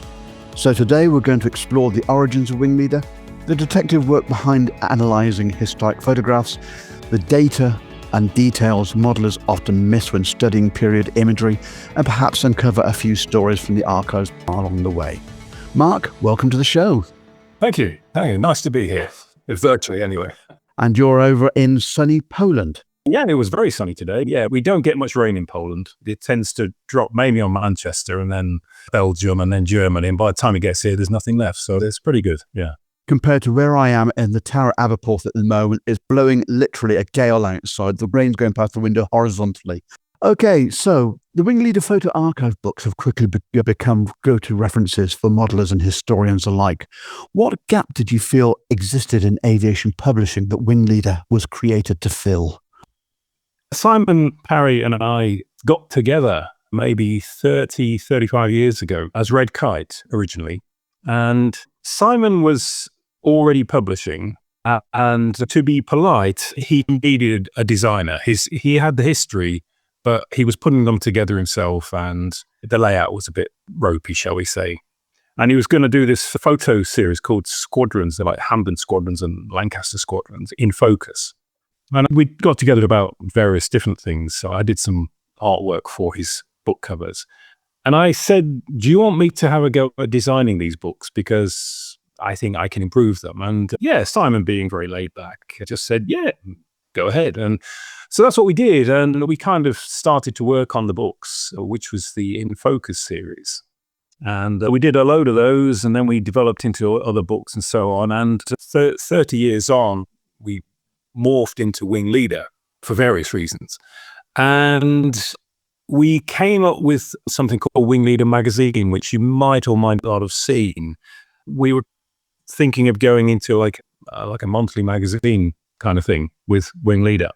And part of that magazine was an In Focus section, which was about, 10 pages of photographs of one particular type from our collections. And it worked really well. And so we thought, okay, that was really good. The magazine, we knocked it on the head because that COVID kicked in. And so we just couldn't get the advertisers. But we thought this photo archive kind of approach where you just publish some really high-res photos of an aircraft, it seemed to be a good idea. So we developed it into a book. We did Blenheim, we did a couple of others, I think, as well. Oh, yeah, Any Woman Knows. And it was nearly there. They were nearly there, but we'd had them perfect bound. Now that means they've got a spine, basically. And so they're very difficult to open flat. And so they weren't as comfortable as what we now have. And so we looked at it and thought perfect binding is more expensive than stapling, saddle stitch stapling. But we discussed it. We thought, you really want this book to open flat on a work desk. So we rethought the approach and we thought, let's make these saddle stitch, so stapled. And I think that was the key because suddenly they were very useful books. You could open them flat. There were big pictures in, and the idea was to keep captions really simple but informative. And suddenly there we had it. We had the formula. So we went through probably 3 or 4 stages to get to where we are now. But the WingLeader Photo Archive style, as it is now, was born of 3 or 4 different styles of books over many years. So we didn't just think of it one day. It's an evolution of approaches that has hopefully evolved into the alpha book. Yeah. And the other thing I would say is it's not just the printing and the layout, it's the captions as well. When we started these, we had authors who would write their usual captions like, yep, this is an Dornier 17 in the snow, and this is a Dornier 17 air to air. And you think, well, yeah, I can see that. You don't need to say that. So we've tried to cut the captions down to an absolute bare minimum and just describe what you need to see and what you need to know. So we cut all the fat. I mean, we still have authors who try to do that. They'll say, oh, yeah, this is a superb picture of a close-up. Yeah, well, you can see it's a close-up. We can see it's a good picture. We can see it's in the snow. Just tell us what that aerial is, or tell us what that marking is, or tell us what that hole is. And that's what we're still refining it, but that's where we're going with the series. And modelers like it. Yeah, so it's the end of a very, very long evolutionary process, really, in a nutshell. Yeah, I must admit, I've got about 20 of the series myself, and the Meteor reference came out just in time, obviously, for the Revell 132nd kit that came out, which was perfectly timed. But the reference material and angles and information that's in there with my background with the aircraft, it's absolutely on the money, without question. There's a lot of aviation nuggets, shall we say, scattered throughout that you can find. And it's a case of, okay, a lot of people wouldn't know these points of reference that you're talking about, and it just brings it to life. And in the same way that Wingnut Wings and now Qatari are actually doing a similar thing in a much smaller scale on their instructions, the information that's actually being put by your publications out to the modeler is giving them a much better understanding of the subject they're looking at. Yes, this series is basically my thing. I mean, Simon's been doing the Battle of Britain Combat Archive for many years, but this was my project. And We publish books that we would like to read. That's our benchmark. Would we be interested in reading it? And from an artist point of view, if I'm painting Defiant, I want to know all about the Defiant. So I need lots and lots of big photographs of the Defiant. I need to know what all the bits and pieces are. Most important thing is I need to know if that bit or that piece is relevant to the aircraft I'm painting. So I'm painting a 1941 Defiant. I want to know if it had that cockpit or if it had that aerial or so on and so on. And then I need to know why. Why would it? Because you can look at a photograph and say, well, look, that's taken in 1941. It hasn't got that. It hasn't got that. Fine, I'll do that. But it's much better if you understand why it hasn't got that thing. So, I mean, for example, if you're painting a Defiant in mid-1941, depending on where in the country it is, if it's on the south coast, it's got VHF radio. So it's not going to have the rear aerial. They would have taken that away. We've just done the Defiant book now. That's why it's fresh in my brain. But if it's up on the Scottish coast, it's probably still got two aerials because they weren't distributing the VHF or they needed them on the south coast. So you can get a picture and say, well, yeah, it's only got one aerial. So fine, I'll paint it. But it helps, if you're thinking, well, I'm painting this from, let's say, 1940, then you think, well, yeah, it probably still would have the rear aerial and would have an aerial wire between them. And so the aim of our books is to explain all this so that the modeler can make their own informed choice based on the period or the theatre that the aircraft is operating in. Yeah, there's a lot of detail in there that wouldn't normally be highlighted, and you just wouldn't pay it any attention. But when you see little lines go into it, that's brilliant. I think that's fantastic. The arrows. Yeah, Simon is very keen on the arrows because he said you flick through a book, and you might read the odd caption or so on. You see an arrow, you think, oh, what's that pointed to? That must be interesting. So you then read the caption. Arrows are really useful for drawing you in as a reader. But yeah, absolutely. And we do the ABCs and so on. But the other thing about these books is that obviously we've got the archive where we've got these really high-res photos that we've built up over 20, 30 years. But what I do as the commissioning editor, once the author has given me their layout or their captions, I'll look at each photo and I'll look closely at each photo. And my background as an artist, but I'm very good at spot the difference things. So I look at an aircraft and I think, well, what's that little lump there? Or what's that aerial there? Is it a scratch? And so I go in and no, it's an aerial. And the author maybe hasn't mentioned that. And what I say to our authors is don't ignore anything. If there's an aerial that you don't know what it is, don't say in your caption, this aerial is unknown, because only you don't know. There's got to be somebody out there who does know. So what we do is we really dig into it and we find out what it is. I tell the authors, find out what these aerials are. Don't ignore them.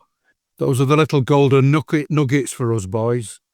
Well, yeah, we call them I never knew that kind of moments, because if we can have 2 or 3 of those in each book, then the person who's bought them actually feels it's worthwhile, that they've learned something. If you can learn something from every book, and let's face it, as modelers and artists, we all think we know certainly about our favorite aircraft. We think, yeah, I know everything there is to know about Spitfire or Lancaster.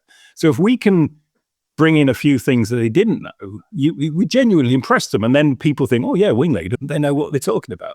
So that's always been the philosophy of the books, is to never ignore anything. If you see something odd, find out what it is. And occasionally you'll see us on Facebook saying, does anybody know what this is? Because sometimes we just haven't got a clue. So we'll stick it on Facebook. I guarantee you within 5 minutes we'll get an answer, because collected knowledge, it's amazing. Somebody out there knows. So yeah, it's a constantly evolving project. And we've got hundreds of subjects that we can do. We've not touched American aircraft yet. We've not really got into Luftwaffe much. And there's still loads of RAF subjects that we are planning to do. So it's just great fun. It's just a great, enjoyable series to do. Well, as you've dropped that you're doing the Bolton-Ford Defiant, is it all marks, or are you just concentrating on the night fighter to start with, or? No, it's all marks. The reason is the Defiant wasn't heavily photographed. No. Obviously, there was 2 or 3 press sessions with 264, but apart from that, there's very little official done with the Defiant. to be fair, we would have done the Defiant quite a few years ago, but we just didn't have our photographs. And it was only one of our very regular authors. And he's got a huge collection of RAF photos. And we pulled what we had and we thought, you know what, we can actually do this now. We've got enough to do this. So we got together, Andy did the basic layout, and then we, Simon and I and Ian Hodgkiss, all got together and basically wrote the captions, got into the Defiant. And it's just gone to the printers today, so it will be out very soon. And yeah, fascinating. In fact, one good way of finding out if we've done a good job is once I've finished the book, I go on to the internet and look at Defiant models or models of the aircraft and see if I can find faults in them in terms of the things that we found and whether they have been applied to model. And I can tell you now that probably 99% of every model I've seen on the internet of a Defiant is wrong. So the book will provide, hopefully, lots of, I never knew that. I would definitely agree, but the Airfix one must be somewhere near. It's close, but there's a couple of things that are not right. Yeah. And obviously, you've got the camouflage and things as well, and the various bits and pieces. But if you look at every model, you think, nah, that's wrong. And so on. Yeah. I'm trying to think of them. How many were there? Come on, Mike, Mr. Kitman. How many Airfix 72? There was MPM. 48th. 48th was Classic Airframes. Terrible. Both of them. I can't remember Frog doing one, but Qatari have obviously just announced they're bringing out a 32nd one in 2027. And Airscale did one recently, a resin print. There's a 132nd one that's out at the moment, which is, as you say, a resin print or something like that. Yeah, they've got one thing quite clearly wrong on it. But anyway, it's all in the book. Don't worry, I'll be placing the order as soon as it comes onto the website, I can assure you. Because they were based at Warnings, so I need to find any 10 Gunnery School pictures, which I can guarantee you're not going to have in the book. Because no one seems to have any pictures of 10 AGS. Off the top of my head, I wouldn't know. Yeah, maybe. When you did the Defiant, was you spoilt for choice where pictures was concerned, or was it really that there were that few? Because I know one of the things I will say about your books is the pictures tend to be top notch. I mean, really, really good and clear. No, this was quite tough. I think obviously we left probably 20 or 30 out, but they weren't great quality. Out of how many? Most books, we aim to get about 120. So if we choose 120 photos, that usually fits very accurately into a 72-page book. So we aim for 120. I guess we had about 150. So some of the ones we left out were pretty ropey. In fact, some of the ones we put in are not the apex of quality, but they are very rare. There's some really rare ones, rare codes, and yeah, they just show different things. I mean, to be fair, Defiant, there's a lot of well-known photos because they're the only ones that really go into the detail, but we've got them in very high res, so you can go in and see the detail. And that's why you pick up the things that haven't been picked up by model companies. Is there anything you do to them digitally? Is there any way of enhancing them when you put them in the book? Yes, I do it all. I bring up in Photoshop, and I mainly work on shadows and highlights, because if you've got an original print, and I was a photographer for 10 years. I used to do black and white printing, color printing in the darkroom, so I've got a feel for what you can do. If you've got a print from an original negative, then in that print is an awful lot of information that you can't see, especially if it's dark. So let's say you've got a Lancaster, you're looking at the underside of a Lancaster, air to air. A normal print, if you do pull the shadows out from that, you can pull out all the detail, all the stenciling that's there. Now, if that is a print from a print, i.e. if somebody's taken a camera and photographed a black and white print, which is what a lot of the old authors did, then that information isn't there, because what you've got is a photograph of a black aeroplane. You've kind of got an original raw image, haven't you, in a way? Yeah, but if you've got a print from a negative, which is obviously a lot of what we have are original press photos from World War II, then inside that photo, even though if you look at it with your own eyes, you can't see the detail, Photoshop will pull it out because the information is there, and it's amazing. It really is amazing. And that's how you can tell whether you've got an original photograph or whether you've got a copy print. because if you pull the shadows out of a copy print, it'll just go grey. But if you pull the shadows out of an original print from a negative, you'll suddenly get all the detail. It's amazing. I have to do a video for it or something so we can demonstrate it. So you're saying you've actually got the negative? No, as long as you've got a print that was printed from a negative. Oh, right. Because I was thinking then, aren't you pretty much doing the same as what the other people would have done, where they've took a picture of the picture? Like I say, if you've got a print from an original negative, what happens? We scan it. What happens is, if you think about when you're in a dark room, you expose a piece of paper with light through the negative. And so all that information in that negative goes in, and then it's covered, let's say, by the black. It gets darker and darker. You can pull that out. But if it's a copy print, so if you scanned it what was a copy print, then that information isn't there. Because what you're copying is just the underside of a black Lancaster.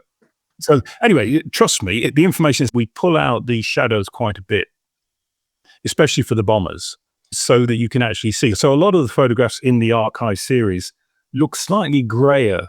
They're not as contrasty, but that's a deliberate policy so that you can actually see the detail. Because it's like basically shining a torch underneath a Lancaster, and really it looks a little bit light because you've got a lot of light on it, but you can actually see the stenciling or all the details, all the panels. So that's really the only thing we do. We don't sharpen. I don't see the point in sharpening. It's either, it is what it is. But certainly shadows and highlights, we do that. And I love the way they show off the paint, the finish, the true matte on some of the aircraft. Yeah. So that's all we do. We certainly don't colorize. We don't sharpen. We just work with what we've got and optimize it as best we can, pull out the detail. Yeah. I found your books obviously through modelling, like most of us have, and they're very widely used by scale modellers. Were the audience always part of the plan, or has the modelling community embraced the series in ways you didn't initially expect? I think the latter. We publish books that we like. We just sit down and say, yeah, it wouldn't be great to do a book on, like a photo book on the Hurricane or the Lancaster or Spitfire. So we kind of just did it. We started the series on that basis. Obviously, we want to sell the books, because the more we sell, the more we can do more books, So we have to produce books that hopefully people will want. But I don't think we really started by aiming at modelers, because we just thought, well, yeah, if you're an enthusiast, if you like Lancasters, you're going to want a nice picture book on a Lancaster. And it just so happened that some modelers did really embrace them. And of course, we started to go to Telford as well. And the reaction there, we love it. I mean, it's just amazing, because effectively it's like we've got a sweet shop. We've got all these books laid out, and people just say, yeah, one of those. And it's great. So yeah, I think it was a happy accident, really, that we got into the modelling community so deeply. But looking back on it, maybe it was obvious all along that they would be our main customers. I don't know, but we didn't aim in the beginning, no. They seem the perfect fit. I mean, I'm late to the party. I literally saw your books for the first time last year at Telford, and I'm a US heavy bomber nut, but I want to start doing some other types, so the Liberator particularly. So your two books on the Liberator in Coastal Command Service and the Royal Canadian, the Transport Variants book, they were just like, I couldn't have asked for better for exactly what I'm thinking about building. You mentioned it earlier, and this is a bit of a theme I've found with companies like yourself and Mark and the guys at Qatari, the DBMK guys. You said that you are doing what you like, and if you do what you like, then you'll put your heart and soul into it, because you're into it. You're fully into it, not just as a business thing, but as a, let's just do this because we enjoy doing it. You're not doing it to fulfill a market. You're doing it because you enjoy it. And the other thing that I think most of us modelers, me being, I don't know these aircraft as well as the guy that wrote your book. So I need to be able to trust what you're providing me with. It's really, really important that I need to be able to trust the information that's in the book. And if as no one's perfect. Sometimes stuff is wrong. If a correction is issued, say, look, we got this wrong.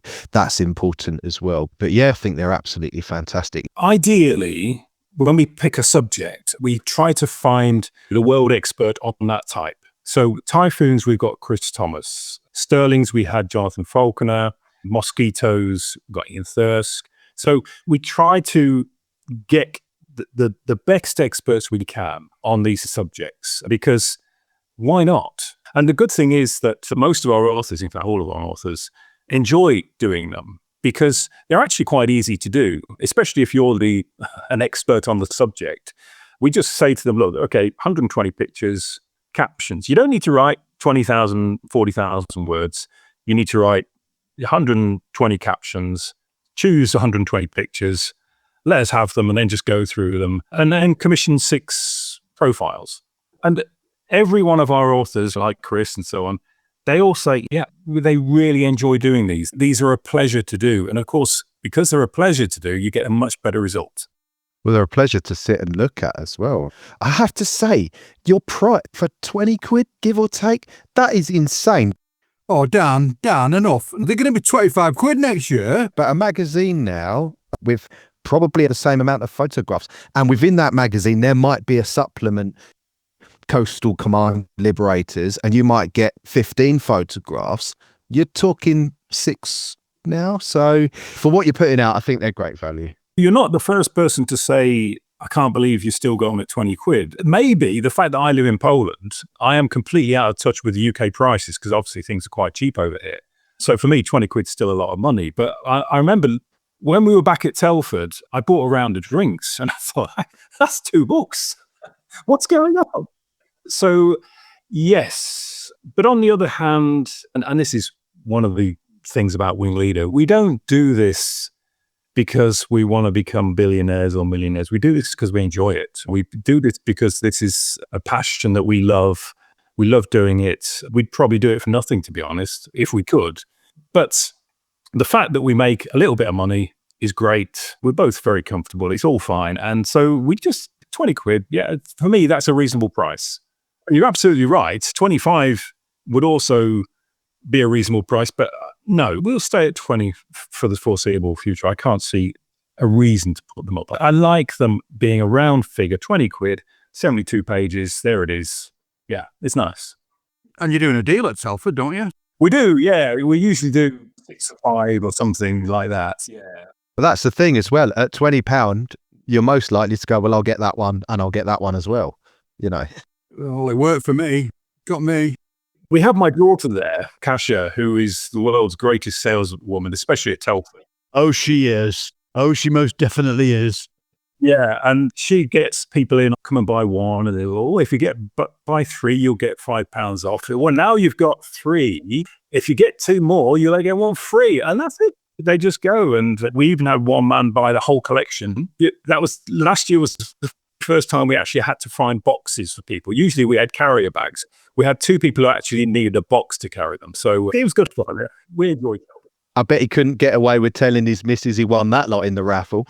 No, Telford is great fun. It really is. And it's great to talk to the modelers and people and just share our passion for the subject, really. It's just great to just chat to people. We only get and of course, that's the other thing about WingLeader is that we haven't got premises, we haven't got a receptionist, we haven't got an accounts manager. It's me and Simon. I work from home, Simon works from home. We pay good authors, we pay good freelancer, the profile artists, but we do it ourselves. We do it between ourselves. We're a team, we work all together, and we haven't got these delusions of grandeur. Some publishers go and buy big premises and they go and have a big setup and things. You don't need it. You know, nowadays, we've always used technology. We've always kept in touch like this and so on. And why do you need premises? Why do you need a big office? Why do you need to employ people like that? You don't need to. And that's how we work. And that's why we can be so flexible. That's why we can knock out a book within a few weeks. If somebody announces a new kit, we could have a book to go with it within a month, comfortably printed. Yeah, it's good. Wow. That's brilliant. In that case, we will go to the next question. When you're analysing period photographs for publication, what are some of the small technical details like paint finish, field modifications, or wear patterns that modelers often overlook? I think aerials are often overlooked, mainly because they come and go. So just getting back into aerials, whip aerials and things like that. If you've got an ordinary book, a normal book, the photographs are pretty small and they're also pretty contrasty. So you're not going to see a whip aerial. The whip aerial just literally disappears. Whereas if you pull it out in one of our books, we print our photographs up to 84 size. And as I say, I pull out the shadows and also reduce the highlights as well. So if you've got an aircraft against sky, if you've got a whip aerial against the bright sky, it disappears. It literally goes. You can't see it. If you alter the contrast and the shadows highlights, that whip aerial appears. And so I look at it and think, okay, what's that got to do with? Well, why is there a whip aerial there? And then we find out and so on. So I think aerials are often missed, but also, I don't know. I mean, camouflage. I mean, camouflage is, I just smile sometimes at modeling forums where they obsess about shades and tones and they try to interpret black and white photographs, because I was a photographer for 10 years. I know all about filters. I know all about orthochromatic and panchromatic and all that. And believe me, I can tell you now that you cannot, if you go black and white photograph, you cannot 100% say what those colors are. You can't. You can guess, you can say what they should have been, but you can't say what they are. For example, I was doing some archive work today. We've got Mike Bailey's B24 Liberator collection, which is superb. And there was a color photograph of a piece of nose art and then a black and white photograph of the same thing. And it was a figure and it had dark blue sleeves and like a cream body and something like green trousers, something like that. The black and white photograph, they were all the same tones, absolutely the same tones. And you'd look at that and you think, well, that's probably cream or something. You would not have guessed in a million years that those sleeves were actually dark blue. And it's all down to the film and so on. So definitely there's a lot of misinterpretation of black and white photographs and colors and things like that. And of course, the other thing you have to remember, this is really important when I'm working on these books, is you have to put yourself in the mind of the ground crew. You know, there's a war on. And okay, the ground crew will say, right, you need to change this black and white underside to sky. Okay, you need to paint that, yeah? So it's not like they can turn the aeroplane over and start painting it. They get underneath the aeroplane, underneath the Spitfire, and then they're painting this sky on. And they're looking at the stencils thinking, I can't be bothered. I'm not going to paint around those stencils. I'm just going to paint over it because we know where to trestle this Spitfire. It's not a problem. So any aircraft that went from black and white to sky, 99.9% of the times, all the stencils disappeared. Yet you see modelers putting the stencils on. I see my profile. We've got one profile artist who loves his stencils. He spends days and weeks getting all the stencils in the right place, and then he applies them all. And I just think, look at the photo. There's a photo of the aeroplane there. Can you see those stencils? Well, no. So why have you put them there? They should be. They should be there. Yeah. But they're underneath a layer of paint. Certainly stenciling as well is massively overdone, I think. And then, of course, finally, in terms of colors, these aircraft were wartime aircraft. And if you look, there's all sorts of patches. That's the other thing. When aircraft moved squadrons, they would paint out the squadron codes. They wouldn't do it exactly. They'd just get the nearest color. Okay, we'll slap a bit of green on and then we'll put the new codes on. And there you go. And the other thing, I've noticed a lot of Battle of Britain Spitfires with different sized roundels on each wing. Now, again, you think about it, right? They didn't have roundels to begin with, early Battle of Britain. They're painted sky, and then the order comes through in mid-August to paint roundels underneath the wing. So you go underneath the port wing, you paint your roundel. You go underneath the starboard wing. Is that roundel going to be exactly the same as the other one? It's not. Why is it going to be exactly the same? Why is it going to be exactly the same position? And there's photographic evidence of roundels. And you look at it and think, they're not only in different positions, they're different sizes. Yeah, obviously. They were just told to paint 2 roundels. Okay, they were given a size and so on, but there's a war on. Sort of gives the modeler a bit of a get out of jail free card if there's a roundel that's been misplaced. Yeah. No, it's true, because how many times have you gone to put a decal down on a wing and the thing's moved and you've gone, just leave it. That's fine. They were like that in the Second World War. Thank you very much. That's my excuse and I'm sticking to it. Yeah. I mean, sure, if it's come out of a factory, then yeah, okay, the factories were working to a lot more accurate positions. But if it's been repainted in the field, which many of these aircraft were, then all the bets are off. They can be in different sizes, different positions, different colors, different paint, whatever. Yeah, I think modelers tend sometimes to stick too closely to what... I think they're definitely doing too clean. Yeah, stick too closely to what it should have been rather than what it actually was. Again, look at the photo. If you've got a photograph of the aircraft, look at it. Look closely at it. That's a just because you can doesn't mean you should mindset, isn't it?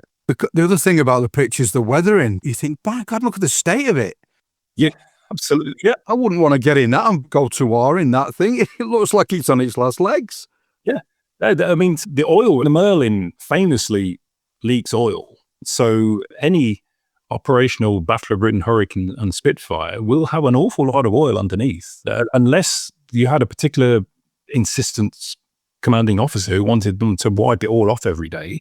They've been very, very dirty. And you just need to, again, look at the actual, don't look at what it should have been, but actually look at an actual photo and see how they actually look. You raise an interesting point, Mark. 457 Squadron, Royal Australian Air Force, was formed at RAF Baginton in 1941. And they were only there for a few months, and they moved over to Derby on the Isle of Man. A lot of modelling references show the aircraft, even though they're Mark II Spits, because it was after the transition time-wise for the aircraft to be grey-green rather than being dark earth and green, all the references show the aircraft as being grey-green. And I've been looking at the few photographs that are available for the aircraft at Coventry. And I'm thinking, all the aircraft weren't painted overnight. It wasn't the same as D-Day when you had to put the stripes on overnight. They were painted when they went through maintenance or as and when time allowed. And I tried something which is an absolute pet hate of mine, which is colorized black and white photographs to make them look wartime. And I just thought, I'm going to give it a try and see what happens with these photographs of the aircraft in flight, which are slowly in this newer scheme. And every one of the platforms I put it through came out with dark earth and green rather than grey-green. Has that ever actually figured in the way that you've actually looked at something you thought, I can't actually get the information I'm looking for from Photoshop by just changing the colorization, for sort of changing the resolution? Can I actually try colorizing it and see if that actually makes an effect to what I'm seeing? No, because basically, if you're using something like Photoshop to colorize something, then you're relying on the intelligence of a programmer in California who thinks they know what grays and tones mean. No, it wouldn't work. It would not work. I mean, yeah, tonal wise, but again, I mean, I see discussions where people discuss and say, well, that tone is much more like dark green, dark earth than it is grey and green. Green faded, dark earth faded very strongly, and so on and so on. And it all depends how long it's been out in the sun and things like that. No, you cannot possibly colorize something and arrive at a conclusion that is 100% certain. No, it's not possible. So, Matt, when you're analysing photographs, how much of the interpretation is hard evidence and how much is an educated judgment? And where do you draw the line between the two? To be honest, a lot of them start off as educated guesses. And then you go down basically a rabbit hole and dig deeper. And then you usually find out that you're correct. I mean, one case in point with the Defiant is I looked at the rear aerial, and on the early ones, the bottom of the rear aerial is often painted in a dark color. So I'm thinking, well, okay, I mean, it looks black to me. And I'm thinking, why would they paint it black? What's the logic in painting it black? Surely you're going to paint it, let's say, red, because presumably it's for visibility for the ground crew underneath and so on.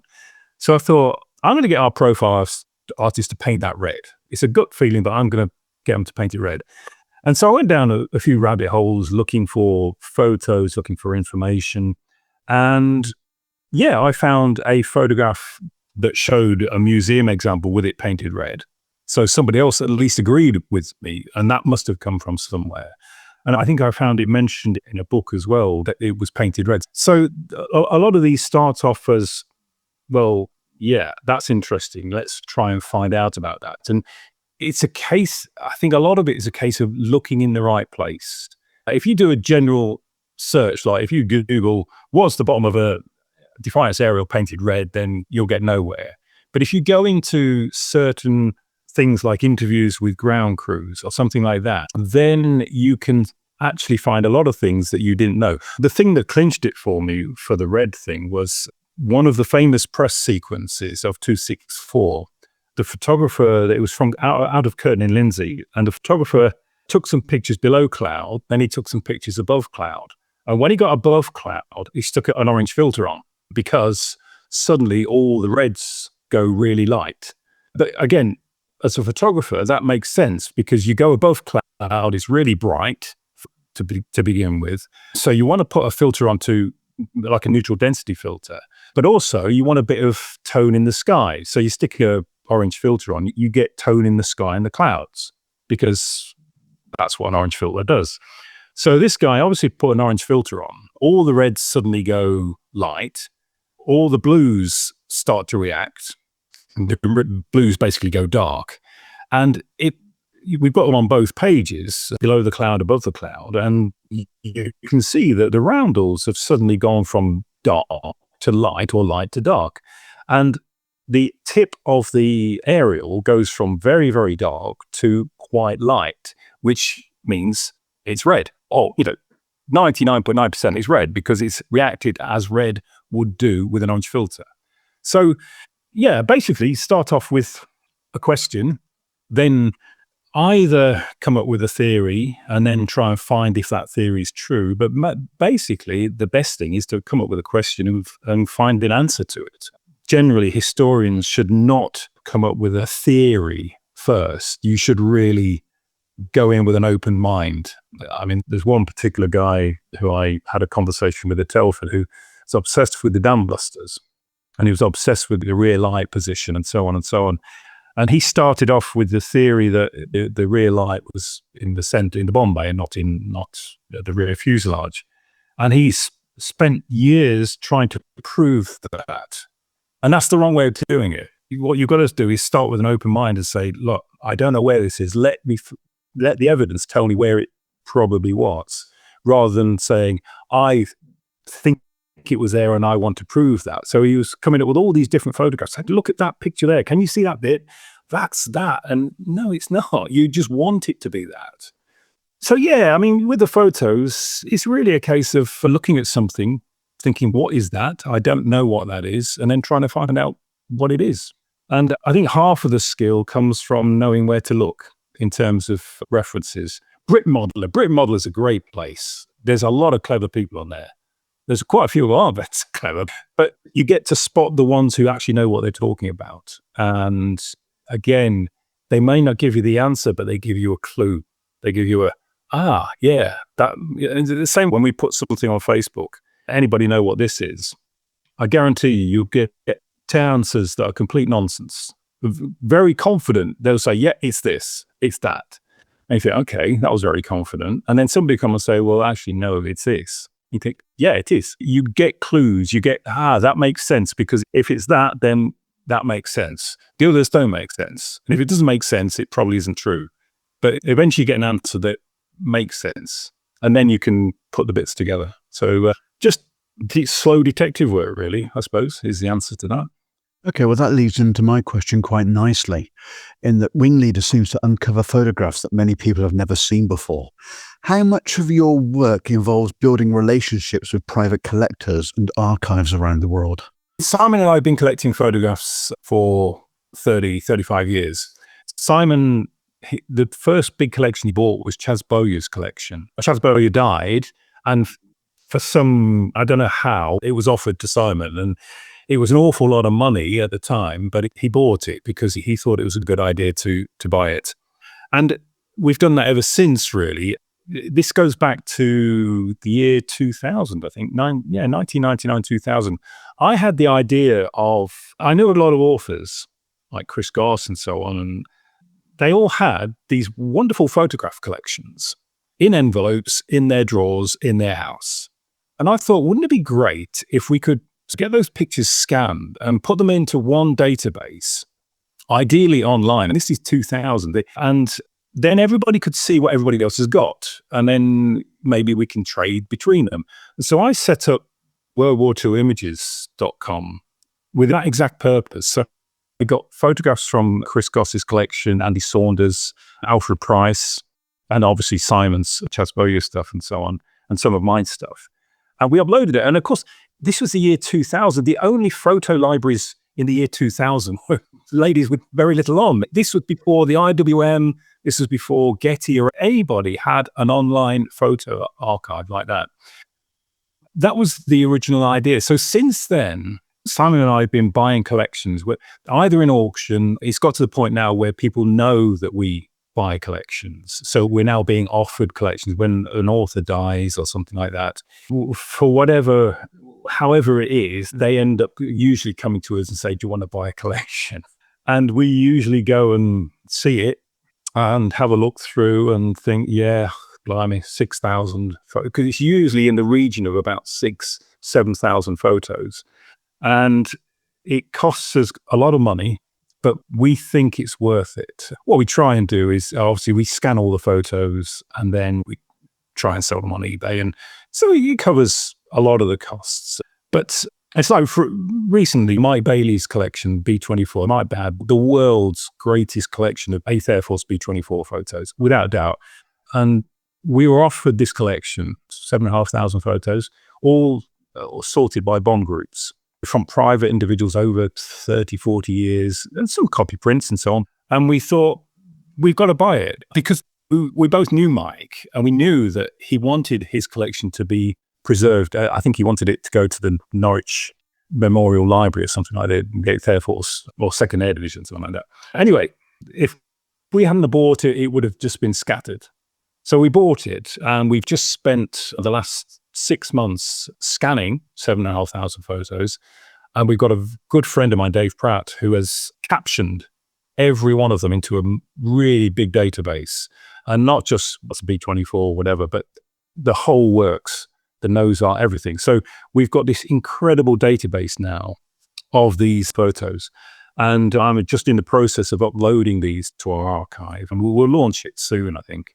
But yeah, basically, we spend an awful lot of money at auctions. We buy private collections. And if anybody's listening and has got a very interesting collection, we are interested, because we believe that these things need to be preserved. There's too many of them have been lost. For example, we bought a collection a few years ago from an author I hadn't heard of. He was more of a collector than an author. But he was, if I remember rightly, he was a dentist, doctor or a dentist. And he looked after a lot of ex-RAF aircrew. And he was really interested in, obviously, the subject. So he asked them if they had any private albums of photos, and he asked if he could copy them. So he copied all these private albums of his patients. And it's collections like that where that album that he copied has now probably gone into a skip, or is in some family relative attic somewhere. But because he copied them, these photographs have survived. These weren't press photos. These were personal photographs taken on their own cameras in Malta or the Far East or wherever. And that is where you get your really rare photos. So what we do, we buy press photos that are pin sharp and fantastic and really good and great for the books. But we also buy these rare collections because they're the ones that have the photographs that you've never seen before. And the good thing is we know what's rare. I wouldn't know anything about trains or ships, but show me a World War II aeroplane photo and I can tell you if that is rare or if it's commonly known. Just Today, for example, going through Mike Bailey's B-24s, I came across an incredible picture of 100 Group B-17 RAF, so black undersides and so on, with the most incredible bit of nose art on it. I'd never seen it before. So that's been pulled out, and that's going to go into our RAF B-17 book that hopefully will be along before too long. Oh, Dan's getting excited already. I can't wait. We really want to do that one. That's Coastal Command 100 Group. Obviously, the early bombers as well, the high altitude bombers. That would be a great book. We've got some really nice pictures for that. That's on the list. Yeah, good book sorted. So that one's coming, is it? When's that one coming, Mark? Come on. We haven't started that one yet, but we've started pulling the photographs out for it. So that will be before Telford. Oh, so I can buy it at Telford. Definitely. Good. I'll come over and buy it. Lovely. I've just jumped onto the WingLeader archive, and obviously the ships, the naval stuff is free access. Oh, is the ships on there as well? Oh my God, is there ships? Oh my God. That's why I went off camera. Oh, you weren't, were you? I'll just explain about the ships. The warships, basically, there were three men, and I'm embarrassed to say I forget their names, but it was probably 15 years ago, who had spent their life collecting Royal Navy warship photos. They had this incredible collection, again, 10, 15,000 probably, something like that. And because we ran this World War II photo library, two of them had died, and the last guy standing said, look, we've spent our lifetime collecting this. We don't want it scattered. We know that when I die, it's going to get scattered. Could you, I think Roy Nesbitt put him on. I knew Roy very well. And he said, have a word with Mark. Would you scan them and put them into your archive so that at least they're kept together? So I said, yeah, absolutely fine. No problem. We won't charge you. It's good for you. It's good for us. Okay. So we got about 6,500 of them scanned before he died. I went for the bigger ships because I know nothing about warships, unfortunately. But I scanned the aircraft carriers and the battleships and the cruisers and so on. And so we ended up with about 6,500 scans, and they're all captioned. They all had what they were on the back. And so we've put them into the archive, and they do have free access at the moment. It's going to change soon because we're going to revamp the whole archive. But we've got about 6,500 Royal Navy ships right from 1900 right through to about 1970, I think. They're all listed in alphabetical order and types, cruisers, heavy cruisers, that sort of thing. And they're just there, but they're all together. And that's what they wanted. What do you do with the original photographs when you've scanned them? They went back to him. We just scanned them and kept them together. I think the family sold them off. I think they scattered. Yeah. And of course, the other thing is that there are, if you see on eBay, there are collectors, some very rich collectors who buy everything up. There's two or three who I know who will buy everything. And once they bought them, they go into a big warehouse and they're there and that's it. And they disappear because they collect them. And it's like in Indiana Jones, you see this big warehouse full of artifacts and photos and things. And a lot of these collectors, to be fair, some of the collectors have these grand ideas that they'll set up a big archive, but they never get around to it. They don't. And sometimes other families donate them to museums. They say, oh yeah, we're going to donate Uncle Fred's photo album to the RAF Museum or something like that. You ain't going to see that either. That disappears into a black hole. With us, it gets online, and so everybody can see it. And yeah, it's preserved. And that's it. That's all we want to do. Once we're gone, hopefully my kids will keep it going. Why not? It's an incredible. I think we've got about 40,000 photos online now, and we've got at least 40,000 offline. And we're desperately trying to caption the photos as we go, but it's just, never ending at the moment. Unfortunately, because a lot of authors from the 50s and 60s sadly are passing away. And so a lot of these collections are coming up for auction at the moment or are becoming available. So it's costing us a fortune. So when you put these online, when you revamp your archive, is that going to be like a subscription thing or a one-off payment thing? Have you figured anything out yet? Yeah, I mean, we're already a subscription thing. We charge £80 a year or 120 depending on the type of membership, but we don't get into the monthly thing. And then you can have access to the big full screen images and so on and so on. But at the moment, if you're not a member, you can't really see anything. You can't search for anything. So what we're doing, and again, it's going to be launching imminently, is we're still going to have the members site where you pay your subscription, you get to see the big photos and things. But the public site, you'll now be able to see thumbnails of every picture. You'll be able to search for everything.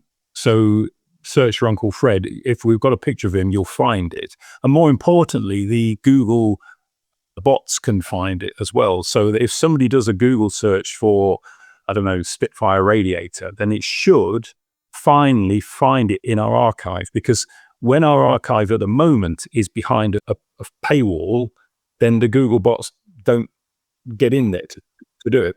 So the idea is that the public site will have little thumbnails and it will have the descriptions so that you can see, everybody can see what we've got.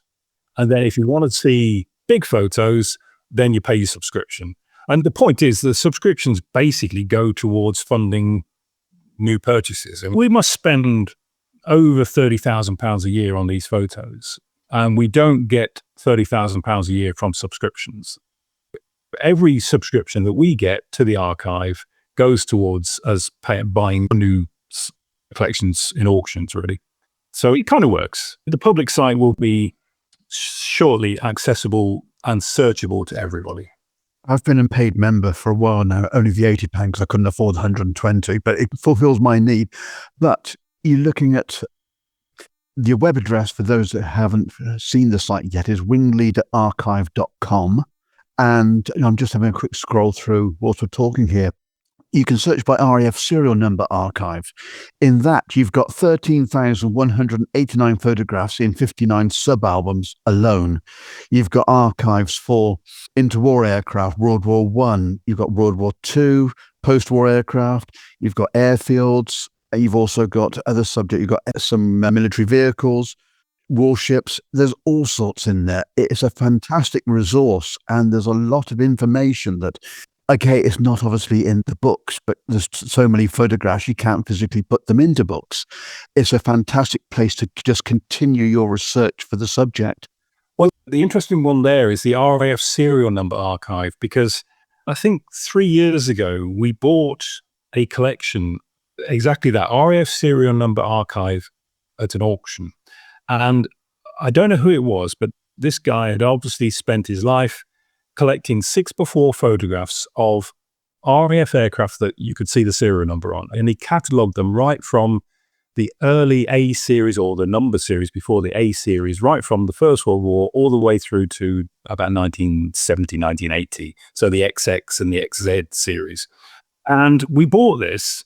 We had to really, it cost us a lot because a few people were after it. But I could see that, I thought, that's unique. And of course, so what we did, we scanned all these 10,000, I don't know, however many it was, 10,000 photos. And it actually made us change the way we titled these photos, because up until then, if it was a Spitfire, we'd say Supermarine Spitfire P6473. It occurred to me that actually we should do that the other way around. If we do P6473 Supermarine Spitfire, then we can catalog all these RAF serial number photos using the serials. And then we can bring in the photographs we already have, provided we've got the serial number, and merge them, and they will all be in order. And it was a real turning point, because suddenly we've got this huge archive of RAF serial numbers, right? Let's say right from the early ones that were just numbers, right through the A, B, C series, all the way through. And it's amazing. And it's a bit like the old football cards. If I get a new collection, I'm going through, I haven't got that one, I haven't got that one. I'll check, K, especially the K series. K series is brilliant. I mean, there was an unbelievable amount of K series in a rearmament in the 30s. And we've actually got files for K1000s, K2000s, It's the only one we've split into individual K1, K2, K3. And I'll find a new picture of a K7463 and I'll go in and think, oh no, we haven't got that one. Brilliant. And it is, we'll never get them all, but it is that the RF serial number archive in itself is a piece of history. It's a genuine piece of history. I doubt there's anything close to that anywhere else. It really is special. So again, it's great fun. I was going to say, who needs Pokemon cards, when you can get serial numbers? That's where the gold is. Mark, as an aviation artist as well as a researcher, do you approach historical photographs differently, I suppose? Are you subconsciously studying lighting and colour tone and weathering in ways that influence your artwork? Well, yeah, I suppose I do look at them from an artist's point of view. I mean, certainly, as I said before, I look at the detail much closer than probably other people. And I question what things are and why they are there and so on. And also, obviously, with the camouflage, I'm obviously interested in the colors and things. I mean, the good thing about being an artist and not a modeler is you can use light and tone to get away with a lot of stuff you don't know. So if you're looking at what color is that exactly, well, if you stick it in a sunset, then you don't need to worry about the exact tone of the colors because everything changes anyway. So, yeah, I mean, I enjoy finding really good photos, really detailed photos, because I love the Lancaster. I paint the Lancaster probably more than any other aircraft. And I love finding new photographs of Lancasters and close-ups of the turrets and things to study how the light falls on a turret. Because when you start off as an artist, a model, you paint literal. You think, okay, so that's the frames and that I'm going to put reflection on it. But then you think, well, actually, no, look at a photo. You can actually see the aircrew inside. It's not all reflection and so on. And turrets especially. When you start as an artist, and let's just say I did it myself, you tend to paint turrets as a fairly light single tone with the frames, and that's it, because it's perspex, therefore it's reflecting the light. But actually, if you look at a turret, you can actually see the detail inside the turret. And the reflection varies depending, because effectively it's reflecting the sky. So the photographs really help because you can actually look at it. And as the first thing, it's like the thing you used to do at school in an art class, is they give you a glass of water with a spoon in it. And they'd say, right, draw that. And nearly everybody would draw the spoon straight. And of course, if you look at it, the spoon is refracted. So above the top of the water, it comes in at one angle. And then when it gets into the water, the spoon is physically separated. And the art teacher would always spot the true artist, because the artist would actually look at it and say, actually, that's, whereas the non-artist would just draw a straight spoon because that's what they expected to be there. Same with your modeler. They'll do your camouflage, they'll do your dark green. I did have a profile artist who did dark green and dark earth absolutely to the swatch. Say, right, okay, dark green, dark earth, and that's it. I think, well, yeah, mate, that doesn't look real. You've got to tone it down because effectively you're standing, I don't know, 400 meters away from it because of the scale. Therefore, you've got to tone it down. You can't have the swatch of the dark green, dark earth as you would look at it in your hand, because you're... Scale effect, that's what I was going to say. Yeah. Yes. Yeah, exactly. There you go. So it's all about looking and looking again and not imagining anything. Don't assume anything with your photo. Just look at it. Look at the photo and see what's there. I'm just going to open, there's a little tin of worms here. I'm just going to open with D-Day stripes. And on 72nd scale aircraft, there's the whole, no, they were put on with a mop and bucket. They weren't neat. Yes, but as you say, when you look at a 72nd Spitfire or D-Day markings from a couple of feet away, which is the equivalent of probably about 40 feet away. Yeah. Them lines actually do look fairly straight to your eye. Of course they do. Yeah. I'll just put the lid back on that one, Mark, and put that away because, yeah. But no, you're right. It's scale effect. Yeah. So never use swatches, really. If I'm making a model, which is very rarely, but if I'm making a model, then I just do it by eye. I tone it down because the paint will have faded at some point. B, you're standing a considerable distance away from it, so it won't be as strong. And the other thing is the one in the photograph that you're looking at, you have to consider the one before it and the one behind it might look slightly different as well.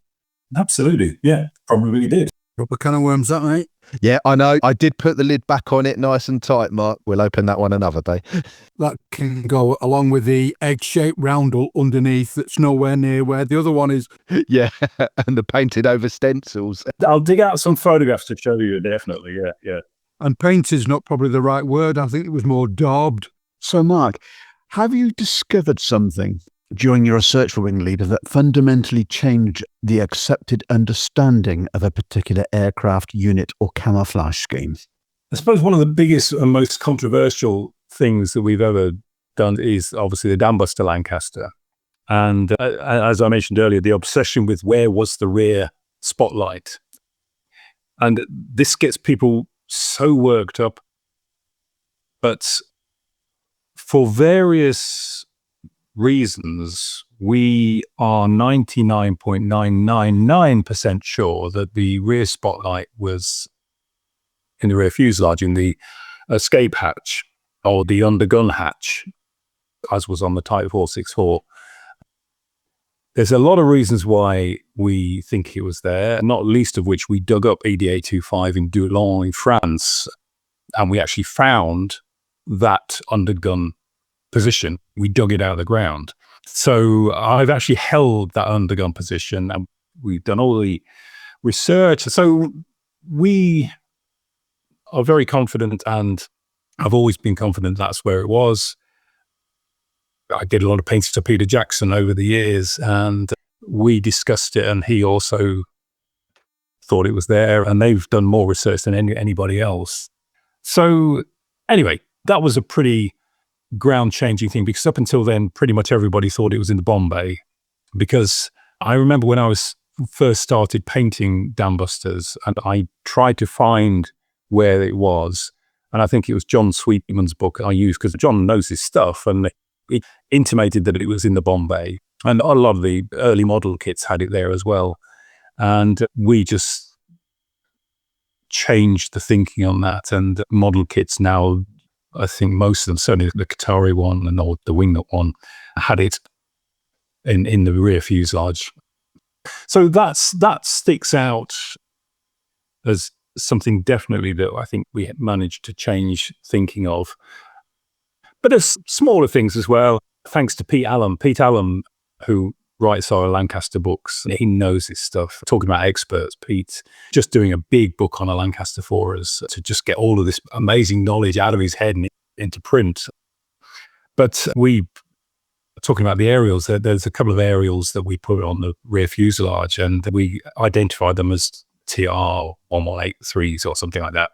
And he said, no, that's the aerial for the beam approach, because the beam approach actually had a whip aerial and the tower rail or something like that. And anyway, long story short, we've sorted the aerials on a Lancaster at last, thanks to Pete, who really knows this stuff. So yeah, slowly. And I think, as we've discussed, I think with every photo archive book, we do have 2 or 3 things that are not well known, that are quite new to everybody, and certainly that model manufacturers have missed.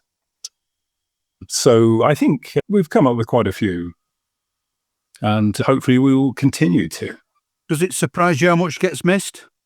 Yes and no. The obvious mistakes they make is they go to look at a museum example and they measure a museum example. And the museum examples are very rarely true to what it was like in 1939-40. And of course, that's the other thing that we come across, is that you've got an aircraft in a museum, and we find 6 or 7 photographs of it, one taken in 39, one taken in 40, one taken in 45, one taken in 56, and another one in 64, and they're all wearing different color schemes, or they've got different fits.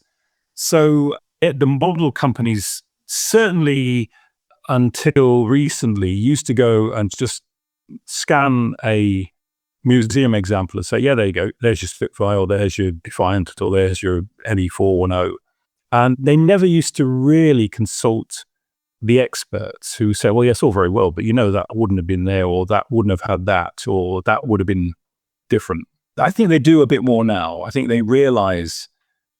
It's a bit surprising they don't do that, isn't it? Because it's such an easy thing to do as well, isn't it? Yeah, we went through, obviously, if you go back into the 50s, then you had people who were actually there. They actually knew the subject, that they worked on these aircraft.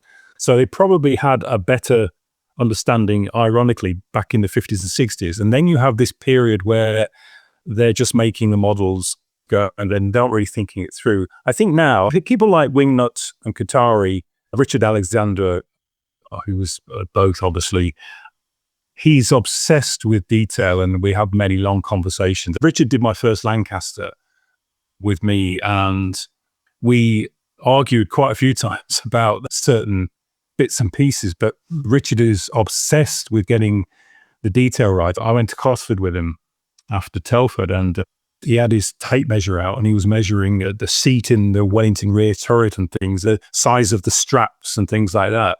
Now that's attention to detail, that is. Yeah, it really is. And it shows it in their models. Qatari models are, and Wingnut models are just a different level. Absolutely different level. Mainly thanks to Richard, who he's the sort of guy who just knows what he knows what he knows, and he knows what he doesn't know. Yeah, and so he needs to go and find it, and he doesn't guess. He just doesn't guess at all. And they're the sort of people you need, really. Very much so.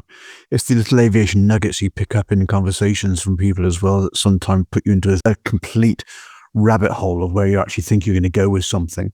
An uncle of mine used to work at 10MU Lavington during the war with the test pilot school, and there was a subdivision there that was involved in the 617 project, and they had a Lancaster which Guy Gibson was flying out of Lavington on trials, which for night flying, you quite often had training aircraft with orange painted perspex for the canopy. Then you put that with dark blue goggles, and it simulated flying at night during the daytime. There was a Lanc they had that had all its perspex in the canopy painted orange. Yes. Trying to find that particular aircraft to make a model of it would be an absolute godsend. Yeah. Little details like this. Well, the Dambuster Lancasters, they did have these, I think they had it the opposite way around on the squadron. They had blue panels that they actually, I'm not going to say Velcro because they didn't have Velcro, but they had panels that they actually stuck to the cockpit panels, and then they wore orange goggles, I think, to simulate night operations. So yes, that was a thing they did, and the Lancasters would carry these panels within the fuselage because each aircraft's different. So these panels were made specifically for one particular Type 464 Lancaster, and they would carry them inside the fuselage, and they would fit them to the canopy when they were doing this simulated night flying. So yeah, it's true. So that's how it ended up being the way that you said. But yeah, it's just the way that you can suddenly find a completely separate or a divergence that you weren't expecting to find. So have you actually ever had a photograph that seemed straightforward at first, but the deeper you investigated it, the more complicated the story actually became? I think the answer to that is probably almost certainly yes. Whether I can think of it off the top of my head is another matter. There are definitely photographs that you think, yeah, there's nothing particularly interesting in that. But then once you've looked at other photos and you think, hang on a minute, what's that lump on that aeroplane? So you go back to this photo and think, oh yeah, that one's got the lump as well. And then suddenly you start seeing these lumps on lots of other different aeroplanes or examples. The high res, the really detailed press photos are the ones, because like I say, if you pull the shadows and highlights out, you can really start to see the aerials and things like that are not normally seen. One guy sent some pictures of a particular squadron, and he said, yeah, this is my uncle's squadron. I forget it, Australian squadron, I think it was. But they had Norwegian squadron code letters. And he said, because they inherited these Spitfires from a Norwegian squadron, so they flew them with these Norwegian code letters for quite a few weeks. And so these photographs, there was a press session in Scotland. And so these photographs have always been captioned as Norwegian aircraft. In fact, I think we actually captioned it wrongly in one of our books that it was a Norwegian squadron. And this guy said, no, actually, at the time, these were Australian aircraft. They just hadn't changed the code letters. So there are quite a few things like that that suddenly pop up, and the accepted knowledge that, okay, this is this particular airplane or this is this particular squadron suddenly gets blown out of the water because there's a logical reason. And again, it's all down to, we assume that if it's got those code letters, it must be that squadron. Whereas occasionally it's not. It's a completely different squadron. They just haven't repainted the codes yet. 249 swapped aircraft with 56 Squadron in North Weald when they swapped bases.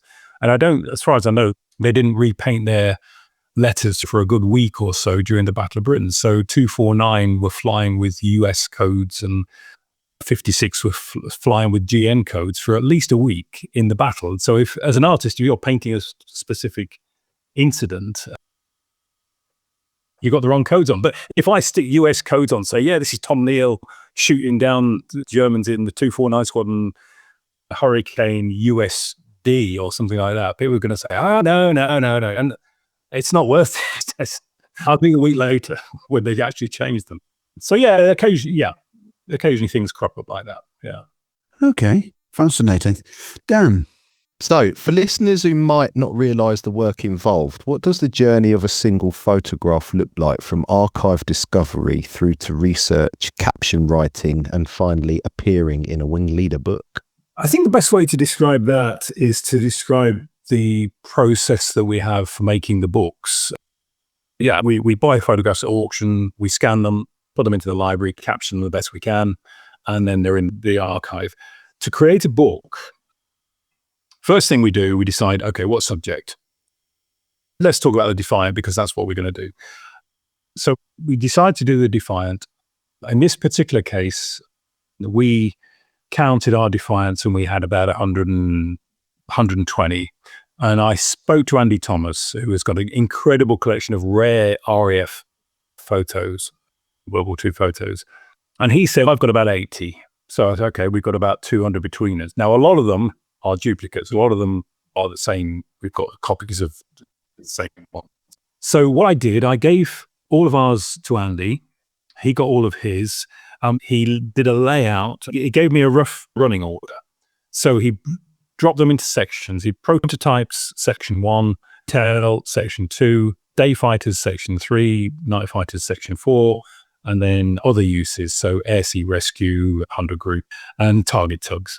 So he then sent that list back to me with all the photographs listed in that order. What I do then is to lay those photographs out in InDesign, so like a design program. I lay them out onto 72 pages, which takes a bit of time. You work out a logical way of laying them out, grouping squadrons together or grouping particular camouflage groups together, whatever. I laid them out into 72 pages. And then the next thing we do is, for this particular one, because we didn't have a Defiant expert to do this, we circulate it between me, Simon Parry, and Ian Hodgkiss, and Andy, of course. And we all have our own, let's say, specialities. Simon is very much into the history side of it, the operational side, as is Andy. Ian is really into the technical stuff, so he gets the AP and he goes through all that and he finds out, because Ian and Simon have been digging aircraft for 30 years, so they know every little nut and bolt. We dug a Defiant, I don't know, 10 years ago for a TV program, pull out bits of aircraft, and I look at it and say, well, that's a bit of metal. And Ian will say, no, that's from this bit. How the hell do you know that? That's literally a little bit of metal. He said, no, look, that bit there, that's from the whatever, I think. It's impressive. So Ian does all that sort of stuff, and I do the gazing deeply into the photograph and looking for bits and unusual bits, and also the colours and the camouflage of things. That's my thing. And so we all contribute. We all write our own little bits to the captions, and then we tidy the captions up. And then it's a case of going through it and say, okay, right, here's the photographs, here's the captions. what photographs have we left out? Can we find any more photos? Do we need any more photos? That section's a little bit light. It would be good to illustrate this. For example, a Defiant had a signal discharger in the starboard wing. So, the Spitfire had the signal discharger in the rear fuselage that fired up. Hurricane had one as well, just near to the aerial mast. The Defiant had one in the starboard wing, top of the starboard wing, which I never knew. But it's there. And so I had to try and find a good photograph of showing that it's a little black hole, but we want to show it. So I eventually found a photograph, and great, we've included it. So that went in. And then the Defiant also had a station keeping light. Now, again, if you look at our Spitfire and Hurricane books, you'll know that mid-Battle of Britain, Spitfires and Hurricanes got these station keeping lights. So it's a little circular hole on the side of the fuselage. And what they did, they shone a light onto the wing, on trailing edge of the wing, so that at night you could formate on each other because you could see this light on the wing. Model kits never used to have them because they were just not generally known. But of course, as soon as we found out that the Hurricane had them, we thought, well, did the Spitfire? Yeah, Spitfire had them. And most importantly, the Defiant must have had them. So again, you look closely at the pictures and suddenly you find them. You actually find this little circular hole. And it's in the AP as well. The AP actually has a diagram of exactly where it should shine. It shouldn't spill over the edge of the wing. It should shine on the wing and be behind a pilot's 90-degree eye line or something like that. So we look for photographs to illustrate these things. I found a good photograph showing the little formation lamp and so on. And then we go through it again. We have a look through again. We go through 2 or 3 times, proofreading, finding little faults or typos or whatever. And then we check the profiles. Usually we have to send the profiles back 2 or 3 times because, again, once you get to know this stuff, you think, well, hang on, okay, that profile will need a formation lamp or it'll need the signal discharger and things like that. So it's just a case of refining it. And then once we're all happy with it, we all look and say, I'm not looking at that again. Yeah, it's fine. I've read it 3 times. It's fine. It's okay. And that's it. We send it off to the printers. So that's how we do the books where we haven't got a specialist author. If we've got a specialist author, he just sends us the photos, or if we're using our photos, we send him everything we have.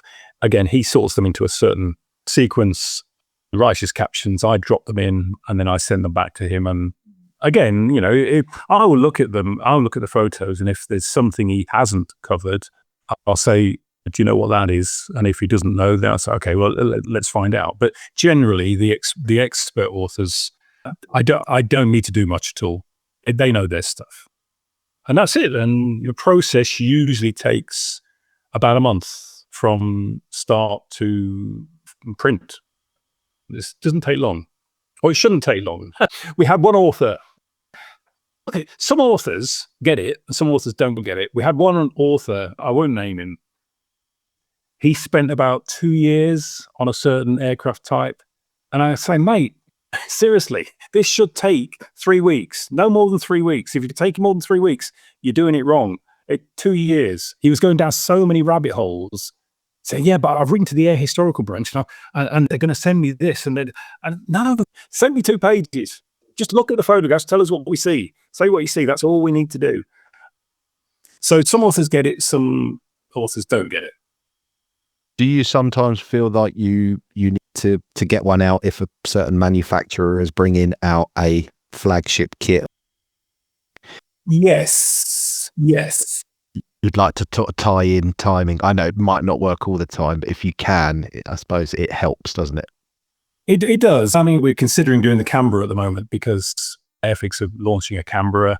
It's not one that we would have done normally because it's a jet and so on, but it probably is worth doing. Like we did with the Meteor, we pushed the Meteor through because of the 2 kits that came out for the F8.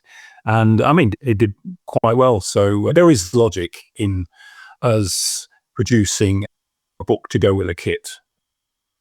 We won't do it every time. No, of course not. Certainly, yeah, if we can. And as I said before, we can react very quickly. If somebody brings out a Snargasher tomorrow, we could probably do a Snargasher within a month. Have you got 7,000 photos of one of those, have you? As long as we've got about 120, we'll be all right. But yeah. Yeah, we'll have enough. I don't even know what that is. No, me neither, Mark. Oh, it's Snargasher. It's either joke aeroplane. I mean, there was a Snarger. I forget who made it now. Mark, looking ahead, are there any particular aircraft types or theatres of war or photographic collections that you feel are still underrepresented and that WingLeader would love to explore in future volumes? Yeah, we've purposely avoided the Far East in many of our books. So like the Hurricane, we've only done Northwest Europe. In Spitfire, we've only done Northwest Europe. Even the Boston, we did Northwest Europe. We didn't go into the desert and so on. We definitely want to do Far East. And Malta. Yeah, absolutely. The Middle East, Far East theatres. We occasionally cover them. If we need to go into that trying to think of a subject off the top of my head, but I think the P-40. I think with the P-40 we went into the desert because mainly the P-40s were there. I think we also went Far East with it. But the point is, we certainly plan to get into the Far East and possibly do not just simply Far East Spitfires, but maybe Far East single-engine fighters, RAF, so Spitfires and Hurricanes in one book. Maybe. I don't know. We're kicking it around because sometimes, let's say we take the Spitfire 8 or, whatever, the Hurricane maybe. We couldn't fit Far East or Desert Hurricanes into any of our books because we have enough photos already just for Northwest Europe. So it's a case of, do we then have enough photographs for Hurricanes in the desert on its own? Or do we have to do Hurricanes in the desert and Far East? Or so on. So a lot of it depends on how many photographs we have, because we'd like to keep them all single subjects. If we start doing multiple subjects in one book, then it goes away from the core of the series. One idea we do have, which we've been pondering it for 3 years, is producing a new series that allows us to do multiple subjects. So let's say something like pre-war camouflage and markings, or RAF fighters in the Far East, or twin-engine fighters in the Far East. So we could do bow fighters and mosquitoes. That would probably be a different series, very similar in layout and so on, but a different series, because the point about the WingLeader photo archive is people know what they're going to get. At Telford, people will come and buy 6 books without even looking inside them because they know what they're going to get. They know the style. If we start diversifying from that style, then you put a doubt in the reader's mind, or is that going to be the same, or is this one a different one? So we will probably end up doing that in a different series. But yeah, in answer to your original question, Far East definitely. We definitely want to get into American aircraft because we've got Mike Bailey's collection. We've got thousands of B-24s, thousands of B-17s. We want to do that. We want to do a bit more Luftwaffe as well because we've got some decent photographs there. And I personally love interwar RAF.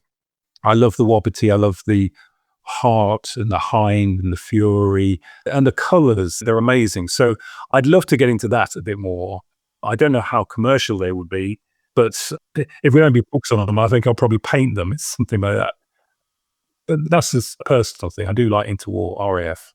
I think it's interesting. Would you do a Fleet Air Arm series? Yeah, absolutely. Yeah. We've got an awful lot of... It's funny, like every photo collection has an unusual amount of Fleet Air Arm stuff. I don't know whether it's because cameras were more common on aircraft carriers, and they certainly had a photographic section on an aircraft carrier, so they would distribute prints to anybody who wanted them. But there's an awful lot of Fleet Air Arm photos compared to normal RAF. Yeah. So yeah, we definitely should get into Fleet Air Arm more. Yeah. It's just time, really. Okay, so final question, you'll be pleased to hear. If you could give scale modelers just one piece of advice when using wartime photographs as references, what would it be? Don't assume anything. Don't think that you can tell what color something is from a black and white photograph, because trust me, you can't. It's impossible. I was a photographer for 10 years. You cannot be 100% sure of the color of anything in a black and white photo. You can assume it was that color, and okay, let's say you got a roundel, dark blue, white, red. Okay, yeah, 95%, 99%, that's probably blue, white, red. But it could be red, white, blue, and you wouldn't know. You're assuming that they painted it correctly. But there are filters and films that can make it go the opposite way. And a lot of modelers on the forums talk about orthochromatic and panchromatic and different filters and so on. I've seen photographs where you've got two aircraft in the same photo, with one that looks like it's taken on panchromatic and the other one that looks like it's taken on orthochromatic. The blues and the reds are reversed. They look different. And film is so sensitive to slight tonal changes and filters as well. Like going back to this Defiant book, the upper wing roundels on these Defiants in these two different pictures, they change so much just through this one filter. Yet one of the aircraft in the background, the blue hasn't changed. It's remained the same. So the blue in that one was obviously just whatever it is, a slight percentage darker, and it didn't trigger. It didn't go like the others did. And it's amazing. And it surprised even me. I was looking and thinking, wow, the other blues have gone like you would expect them to, but that one hasn't. So basically, yeah, don't think you can interpret color from a black and white photo. You can assume it, but you can't. You cannot possibly know for sure. 100%. Impossible. Sound advice. Well, Mark, I can honestly say this has been an absolutely fascinating conversation. It's always brilliant to hear the level of research and detective work that goes into books like these, and it really highlights just how much information can be hidden inside a single wartime photograph if you know what you're looking for. For anyone who enjoys aviation history, or for modelers looking to take their builds to the next level of accuracy, the WingLeader Photo Archive series really is an outstanding resource. Mark, thank you so much for joining us and giving us a glimpse behind the scenes of the research, the photography, and the thinking that goes into these books. That's a pleasure. Really a pleasure. Anytime, really. I don't get out much, so it's nice. We only get out once a year to Telford, so it's nice to talk. We will take it up on this. There will be a repeat or a return. Of course, Benchmates, if you haven't explored the WingLeader books yet, they're definitely worth checking out. So the website address, Mark, again, for the archive? Yeah, for the books, it's just wingleader.co.uk. And for the archive, it's wingleaderarchive.com. Okay. And you're on Facebook as well? We're on Facebook as WingLeader. Yeah, we've got quite a big presence on Facebook. So find us on Facebook, and then you can link to everything else that we do. We also do WingLeader films as well, but that's a whole different conversation. Okay. Thank you very much, Mark. Much appreciated. No problem. And we look forward to chatting again in the future. Up next, a few words from Scott at the Scale Modeler Supply, who's one of our wonderful sponsors.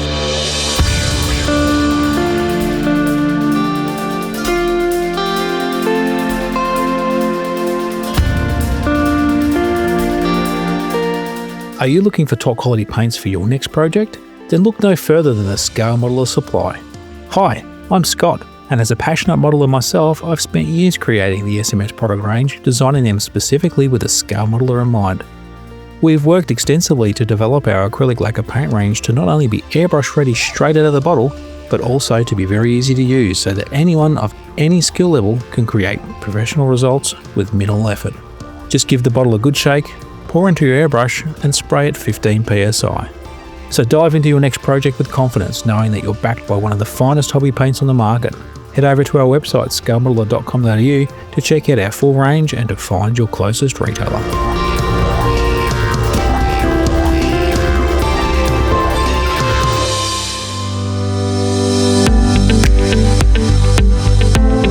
Do you want cutting-edge detail for your kits?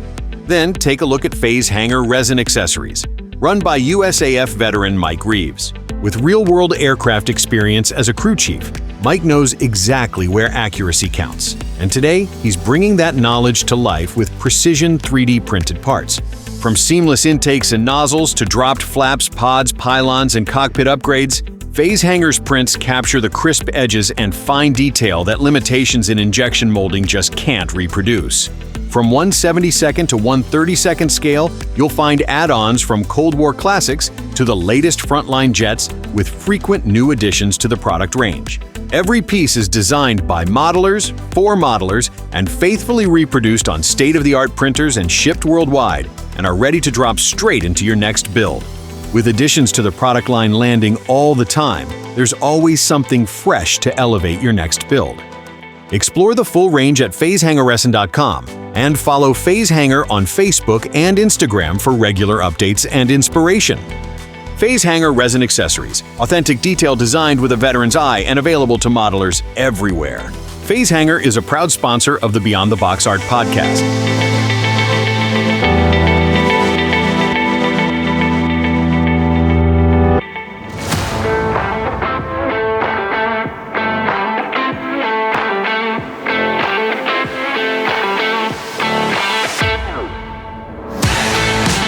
Visit scalemodelpodcast.com, your hub for the best scale modelling pods, because finding great content shouldn't take longer than hunting for lost photo etch. Well, Benchmates, that just about brings us to the end of episode 24. A huge thank you to our guest today, aviation artist and historian Mark Postlethwaite, for joining us and giving us such a fascinating look behind the scenes. If you've enjoyed the show today, don't forget you can support what we do simply by sharing the episode with a fellow modeler. Leave a review wherever you listen, and join the conversation on the Benchmates community on Facebook. The link is on our normal Facebook page under the community tab, or just go and have a look on our website, beyondtheboxart.com. And as always, if you've got a build on the bench, a club event coming up, or something in the modelling world you think we should talk about, drop us a message on info@beyondtheboxart.com. This show is built around the community. So from us here at Beyond the Box Art, thank you for spending your time with us. Until next time, when we'll be joined by Vladimir and Jakub from Edward, keep building, keep learning, and above all, keep enjoying the hobby. So, from Boulders, cheerio all. From Mark, Bye, everybody. Be good. from Dan, Be a Benchmates, get building that stash. and from myself, thanks for listening, and we'll speak to you again very shortly. Bye-bye for now.